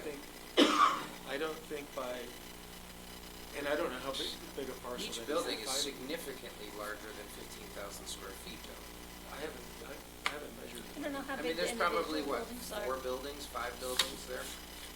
The scale is very different than what the concept that Zach So for read. purposes of moving the meeting along, I mean, we don't have to reach consensus. I mean, this is just a starting point for discussion. So can we just say, 2 planning commission members like 15,000, and other people like, Sure. Whatever you just said? And, Okay. both of those seem to have some support. I think, Yeah, except that at some point, we're gonna be on the hook for putting those numbers in. Okay, but it's not. And I think there are 2 issues here. This is But I think the we better the have building this size and the project size. Right. And when I said 20,000, I wasn't thinking of a project then that would be 2 20,000 square foot buildings. I haven't even thought very much about that. But it's a different thing because it Or also. 4 then- 10,000s, or. 1540 as a starting point works well for me, and I just, ultimately.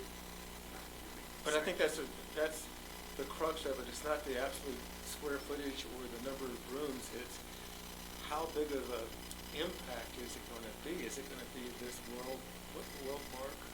Worldmark. Yeah.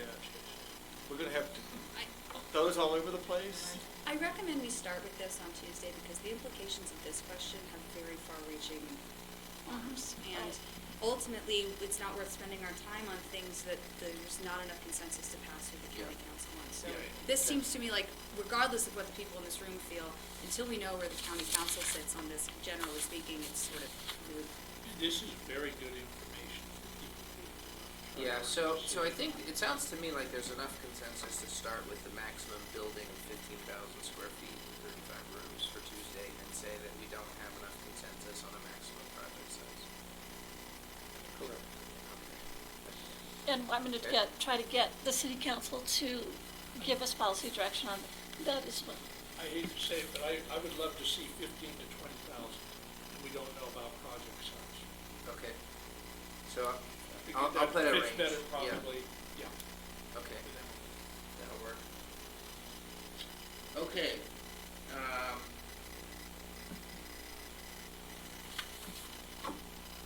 so there is this question in the table of redevelopment. And, basically I've said as a draft, the maximum permissible increase shall be blank percent of the existing number of OA units, lots, bedrooms, campground spaces, etc. So what is the public benefit of redevelopment? Well, one is, if we think there's some need for additional visitor rooms, then the best place to do it is on an existing lot that's already devoted to, and so instead of taking a piece of bare land and building X number of units, we can scatter them through the existing developments. So the magic number is the percentage increase in capacity that would be large enough to entice someone not to build on a piece of raw land, but to buy an existing. So I have kind of a legal question about this. So is this, if we put in, 10% increase, does that then become like a use by right for the people who are already in the zone? Or do they have to apply for it and it's a legislative? No, it becomes a use by right. So I think. Because the overlay is already attached to their parcel. Then I want to throw out the idea that we have, yet another overlay, which is, the expansion overlay, which currently isn't applied anywhere, and then we can decide, if someone wants them to do that. Because I just don't, I think saying automatically that, that's like a huge step, Better yet, let's redefine our standards so that as people choose redevelopment, which is a much more available economic choice than developing a fresh piece of land, we can get them to reduce their energy footprint and their water footprint and to invest in public transport and so on and so forth, transit. Yeah, I agree. I think that's, that's the other community benefit. It's not just about increasing the number of rooms for tourists instead of building something new, but this is our chance to redefine what exists, which is. But I guess I just think one of the overarching themes of the zoning changes that we've done over the past few months is, letting developers decide how fast hotel rooms grow, was a big disaster. We don't want to do that again. And in the future, any growth, we want, basically there have to be council votes, and they can approve it a little bit at a time, and if it seems like it's too much, they stop. And sort of giving existing, granting a huge number of uses by right, just doesn't seem good. If they can build 6 new rooms and we can get them to get rid of half of their lawn, I mean, that seems to me like a pretty Well, it depends great. on what percentage you stick in that. Yes, that's the Are we point. gonna have That's the energy question. efficiency be part of it? I mean, that's gonna up be. to us. Yeah, that's up to us. Well, it's up to the county council, but. I'm asking you, would all these standards would apply? Or? Not all, but many certainly. Energy I think standards, what water Zephyr has thrown out in standards. the past is that these things would apply to any new construction, but they wouldn't have to go to retrofit. Nope, No, that came what up I'm last saying week. is that, what I have said is that any expanded amount would have to meet all these new standards, and they would have to improve what exists by a certain percentage. Right? So you get to redevelop as long as your new stuff meets the new standards and your old stuff gets improved by some amount. And water That's a use. community benefit.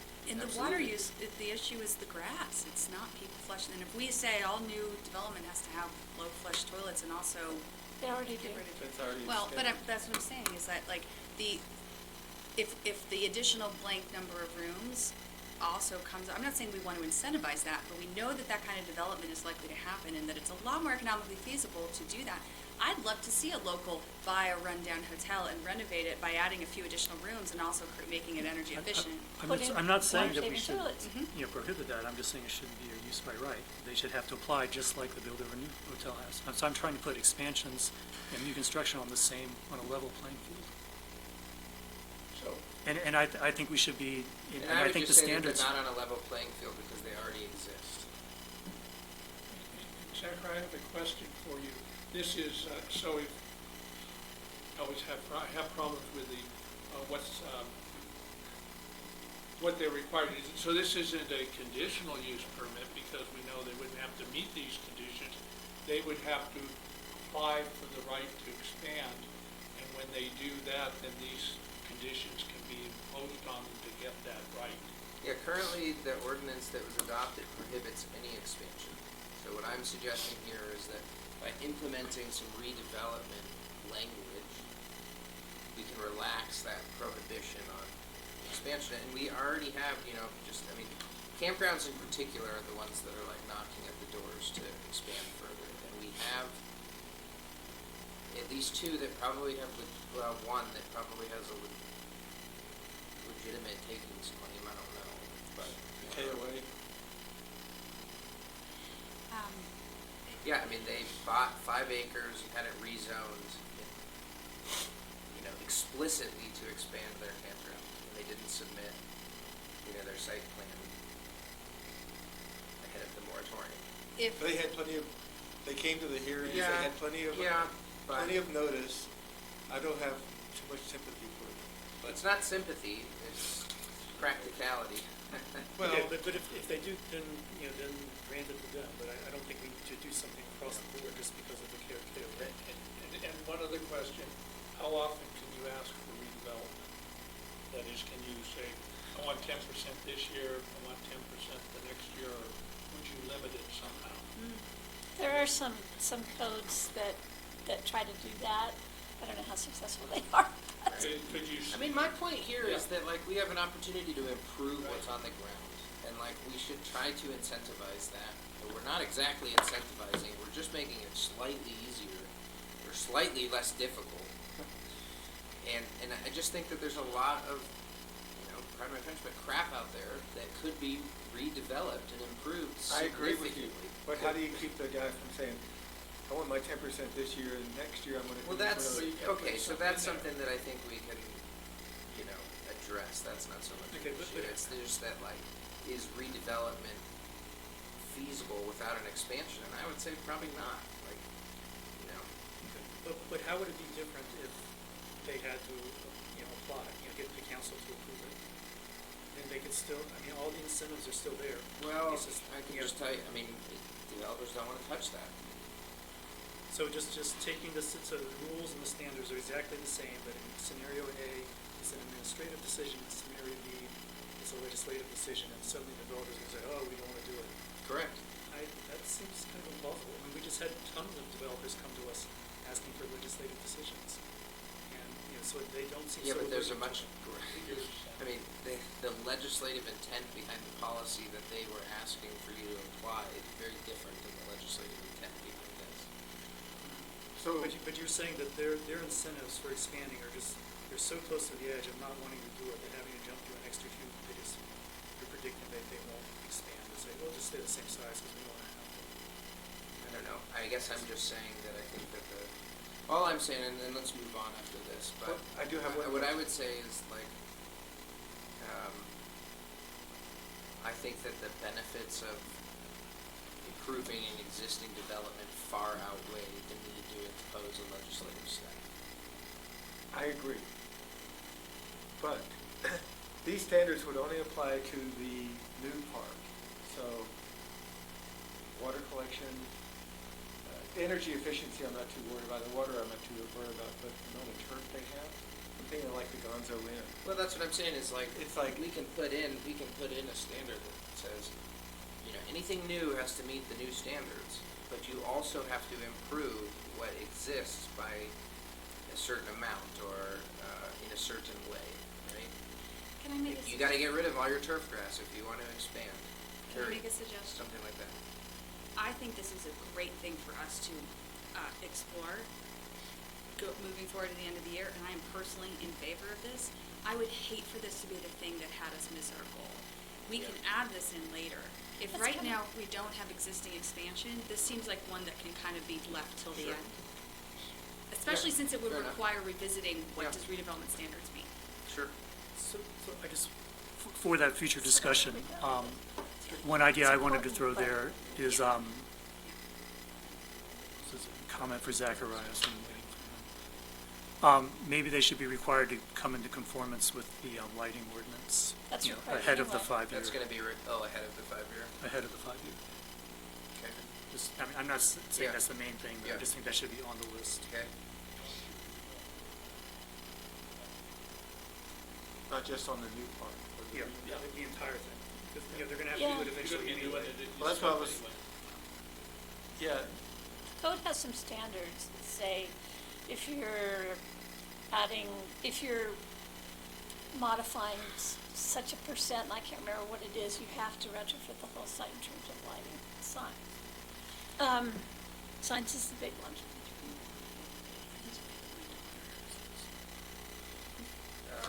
So it'd be great if we could wrap this by 8:30. Yeah, yeah, I'm yeah. probably gonna have to leave at 8:30. Just- I lost steam about an hour ago. So let's go down to site configuration. We've got the standard that primary uses must face the fronting roadway. And that would apply only in the urbanizing district, but not in the rural district. Okay with that? Except there was this idea that the secondary uses, the mixed uses should be facing the roadway, so it's not consistent with that. We aren't doing mixed uses in the rural. No, I was talking about in the urbanizing. We had that inconclusive discussion about mixed uses. Oh, about reserving space on Yeah. the fronting roadway. Yeah. I mean, I would say, So even if they're set back, they can still face the, yeah, but it wouldn't make sense for them to, wouldn't matter, you're saying? yeah. Yeah, maybe we don't want to. Maybe just put in a comment that, you know, this would need to be modified if we decide to do that thing, which we might not. So.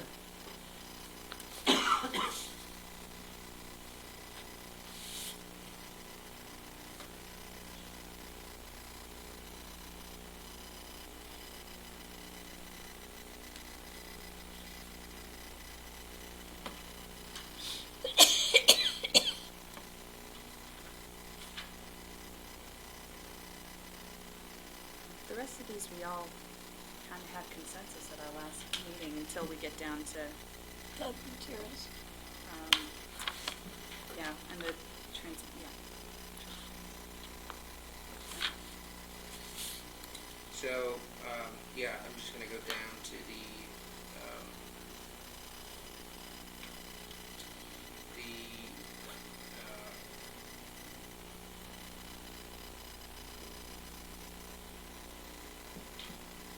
fourth or fifth within building design, blank wall for uses located on the ground floor facing the primary fronting street, 60% minimum. But yeah. Ground story transparency is required. It's probably more urbanizing in the urbanized area, so it would be in our students street. Yeah. I mean, my question is, like, I doubt that that any of the, well, is it going to apply to the urbanizing district at all? if it applies anywhere, that's where it would. Right, but I mean, I would say I'm no. inclined to say it doesn't apply to either of them personally, but. Yeah, I can understand If we think that. of the part of the county that's closest to downtown, even there, I think it should apply. The one part that I like is the transparency is any glass and windows or doors, including any mullions, that is highly transparent with low reflectance. Okay, so maybe apply it to, And we can, for now, we can just apply it to the urbanizing district. Okay. I think also Garish is pointing out, though, that even if this is scrapped, that transparency in any glass windows and or doors, et cetera, should be a materials and colors standard. On the first floor even, or are you suggesting, well, I know that's something you brought up. Well, as far as reflected reflectivity, I think that would apply to any building. And any door, any window, is that just? Okay, moving to the next one, blank wall limitations.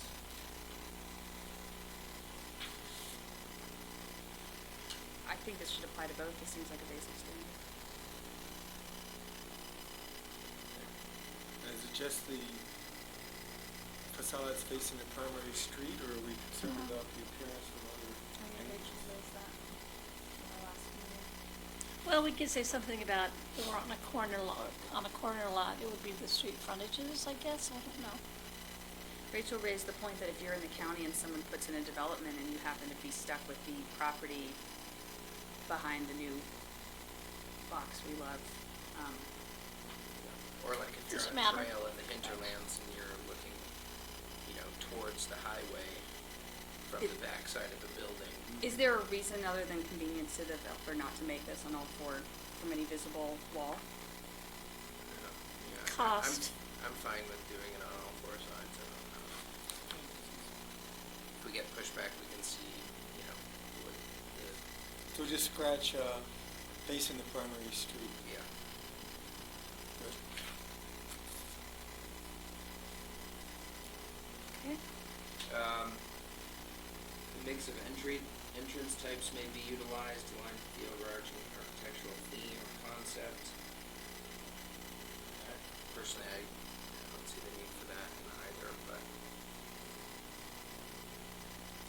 Yeah, that would be fine, John.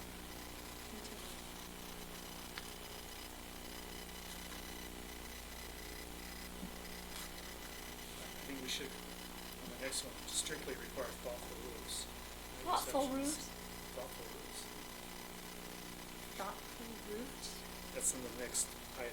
The treatment of roofs should be Thoughtful and and consistent. consistent. Yeah, let's get rid of thoughtful for sure.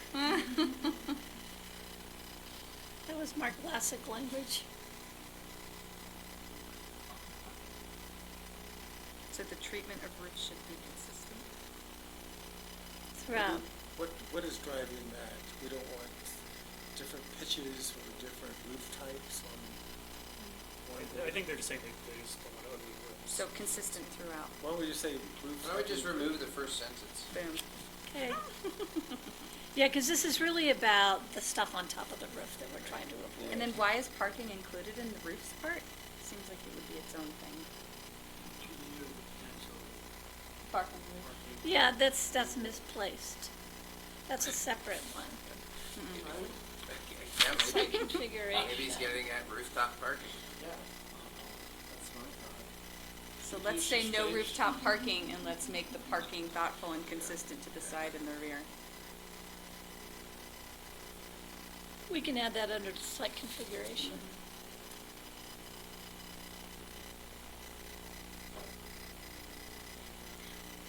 Okay. Why did we scrap the primary materials?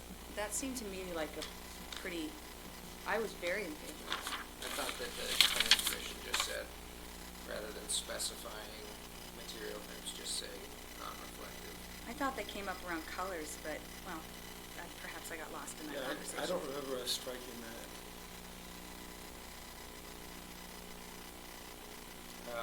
Color is down below, it just says OA developments shall utilize earth tone colors that are complementary to the surrounding landscape and visual backdrops. I remember the So that's conversation it. about colors, and I remember there was some ambiguity around primary materials and what that meant, but Right. generally speaking, I am firmly in favor of thoughtful and consistent facade material. Thoughtful.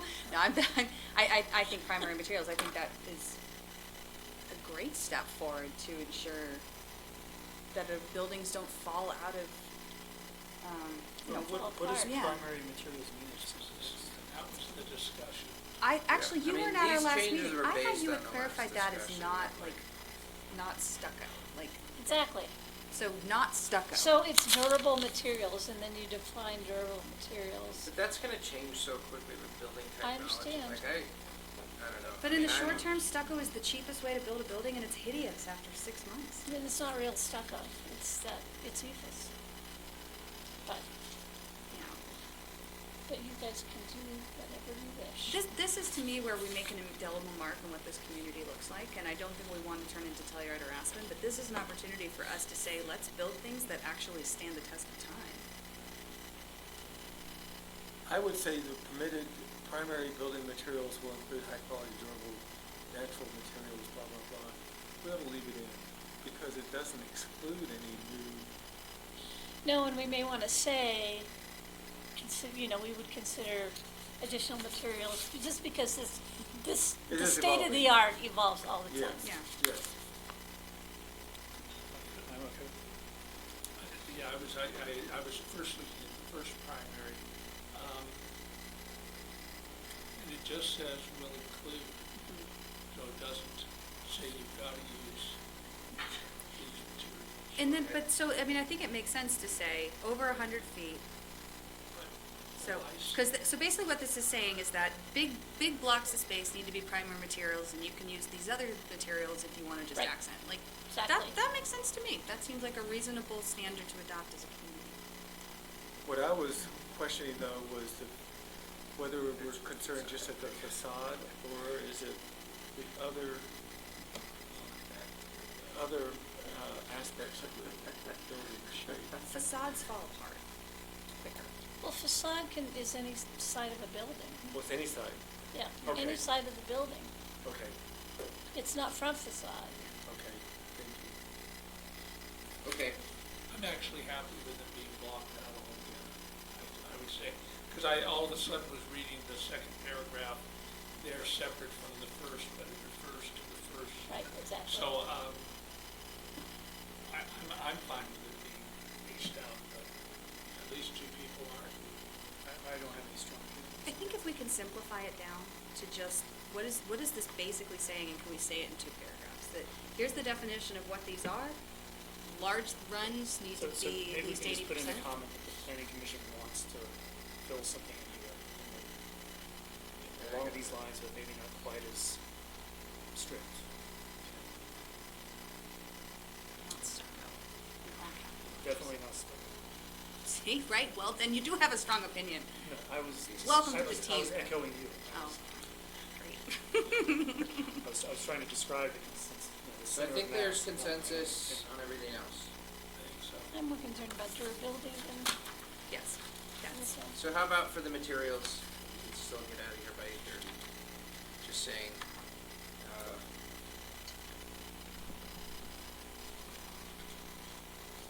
Here's what we'll talk about. buildings, or building facades shall be constructed of high quality, durable Yeah, I would, materials, Yeah. period. I mean, it's not specific, it's not gonna mean a whole lot in terms of, Yeah, we can always revisit it. That's I think having the that's all. examples that Laura provided is Right. good. Examples include, Like Yeah. those examples.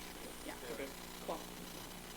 Okay, can we talk about no districts. districts? Ah, we're not getting out of here. Here we are, we got I'm gonna 4 leave minutes. too. Emily, Oh, districts, what do you want, what are you asking? Space from a thing, or? where we would say, Mill Creek 191, Spanish Trail 191, urban, everything else rural. I think that we could consider 313 and 191 as potential urbanizing, but I would not include it. you're saying you want you want to allow more overnight accommodations at Spanish Trail and 191? I am not saying specifically, I want to add more accommodations. I think that if we, That's an urbanizing. yeah, if we are, and here's the thing, overnight accommodations in the county will happen when land is cheaper and they can make a case and get the county council to agree with them. So I'm not just looking at overnight accommodations. But I think you are more likely to see development in those areas of any kind beyond residential than not, right? University's going in right there at Mill Creek, you've got the new road there. I think if you are gonna see any kind of commercial development outside of the city, you're probably gonna see it start to happen there, But does it, or or Spanish Trail. So I agree throw with out you a on commercial development, but do we want overnight accommodations to be part of the mix of the development? So here's I here's want, another hold on, idea. I mean, I realize we're kind of abandoning the mixed use, but I would personally like to see more development, and if it makes sense to add a few units to the roof to see development there, great. If someone wants to open a market with a restaurant off the side and add 5 rental units at the top, I think I would be in support of that, because now you're creating a node that the community in that area doesn't have to go into town, drive into town, park their car in order to take advantage. So this wouldn't be hotels. No, I'm not So, stating it's. I mean, that's that interesting thing about these overlays, that we probably can say what kind of overnight accommodations we Yeah. Okay, would so allow. I have my hand up, so I'm gonna jump in now. When we did the public scoping, the most popular option was option 5, no growth, which I think we've decided isn't quite feasible. And the second most popular option was what was called option 4. And option 4 had eligibility zones basically north of town, and it didn't have any eligibility south of the city limits. And I think that's still a good idea. I think this idea that, south of town, that's for commercial development, other than overnight lodging, and also we've got this sort of, all these vested projects there anyway, so it's not like there's gonna be zero there. What if I can't open my retail space without adding 2 apartments up top? I don't think that's realistic, and I think that's I think based on that's like a very model. realistic. No, because if you. Then you're gonna get a bunch of Hyatts. No, I think, there's a basic economic reason. If you're not allowed, you need that for affordability, because land prices are high. Land prices, will become higher if you allow these mixed-use developments. So, we've been complaining about, it's the same thing with allowing a B&B in your house. You say, oh, it makes it more affordable, but what it really does is it drives up costs for even people who don't want B&Bs. I'm supportive of having B&Bs in your house. I said I'm supportive of having Yeah, B&Bs in your and house. I think. That's why I both disagree with you on camps. this. So, I think if we're gonna find consensus with some of the people on the county council and in the community, we're gonna have to take that side box. So here's what I will do. Since we're not gonna have consensus on this in 30 seconds. we can get out of let's here. take a straw poll on option. No, I mean, here's what I'll do, is I'll just draft some potentially new boundaries. They're not gonna, and you guys can hash it out with the county council on Tuesday. Great. One option should be no new overnight accommodations except for potential redevelopment in the highway commercial zone south of the city. And I think just calling it option 4, people are familiar with that, and I think most councilmen that I've talked to like option 4 better than option 4. So I think, if we're worried about what the council thinks, that's what we should do better. I'm worried about what the community thinks, because the county council may be very different in 4 years, and I wanna make sure that we understand where the community sits on this, and not everybody sits in. We went through extensive scoping, and option 4 was far more popular than option 3. So whether you take the community or the council, the answer becomes the same. Emily, I realized that there was a large segment of the community who did not participate, and their voices have not been heard publicly. And I'm not saying I particularly agree with them on all their stances or opinions. What I'm saying is that we may find a very different looking political body in 4 years. Absolutely. If we can find consensus that the majority of people can agree on, we're less likely to go like this, and we're more likely to But do I also this. did, because I don't see how changing the form of government is going to change, rearranging the districts so they won't get large, I don't see that. I'm not talking just about the changing government. What I'm saying is we don't know what the future holds, and I think that finding a consensus bill is a lot more healthy as a community, thinking down the road and not just about today. I just think we went through elaborate public scoping, and something like option 4 got by far the most support. I'm not supporting additional development. I'm Okay, saying where we're let's, likely to have any kind of developments in these areas, and I want to make sure that we're being intentional about it. We're not gonna have sufficient time. Here's to work through this what tonight, so- I would probably suggest you present 4 which people know, but say, Here are you some ought to think potential about whether modifications. there's some places that you'd like to add. I mean, we're gonna have the council talking anyway. That way that you can kind of say, that is, I agree with Kevin, that's something that people kind of know, and then, are there other places that people think here, and see if there's some kind of consensus out of the council about where you might add something.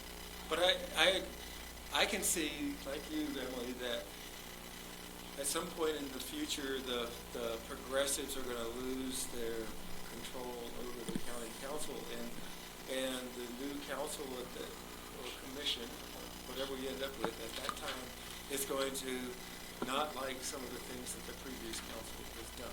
And you know what, that's always. And they can deal with it. They can That's fine. Let me phrase it this way. If there is a future time where people get out of their cars and do stuff, and it isn't downtown Moab, where is that place more likely to be? Let's think about that, because we're already seeing it happen in a couple places, and let's think about being intentional.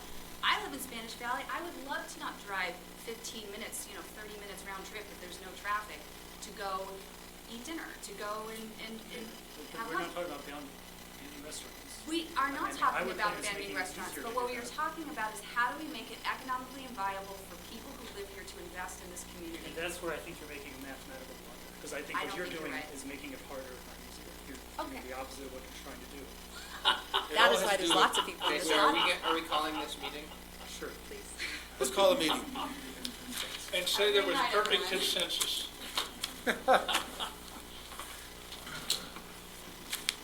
No, you'll never surprise me. All the viewing public, goodbye, good night. Good night. All the people that are watching. Off to the market. Huh? Full shopping cart. You know, when you come out from Castle Valley, you gotta make another I purchase know, for the trip. did you have your library card, did you?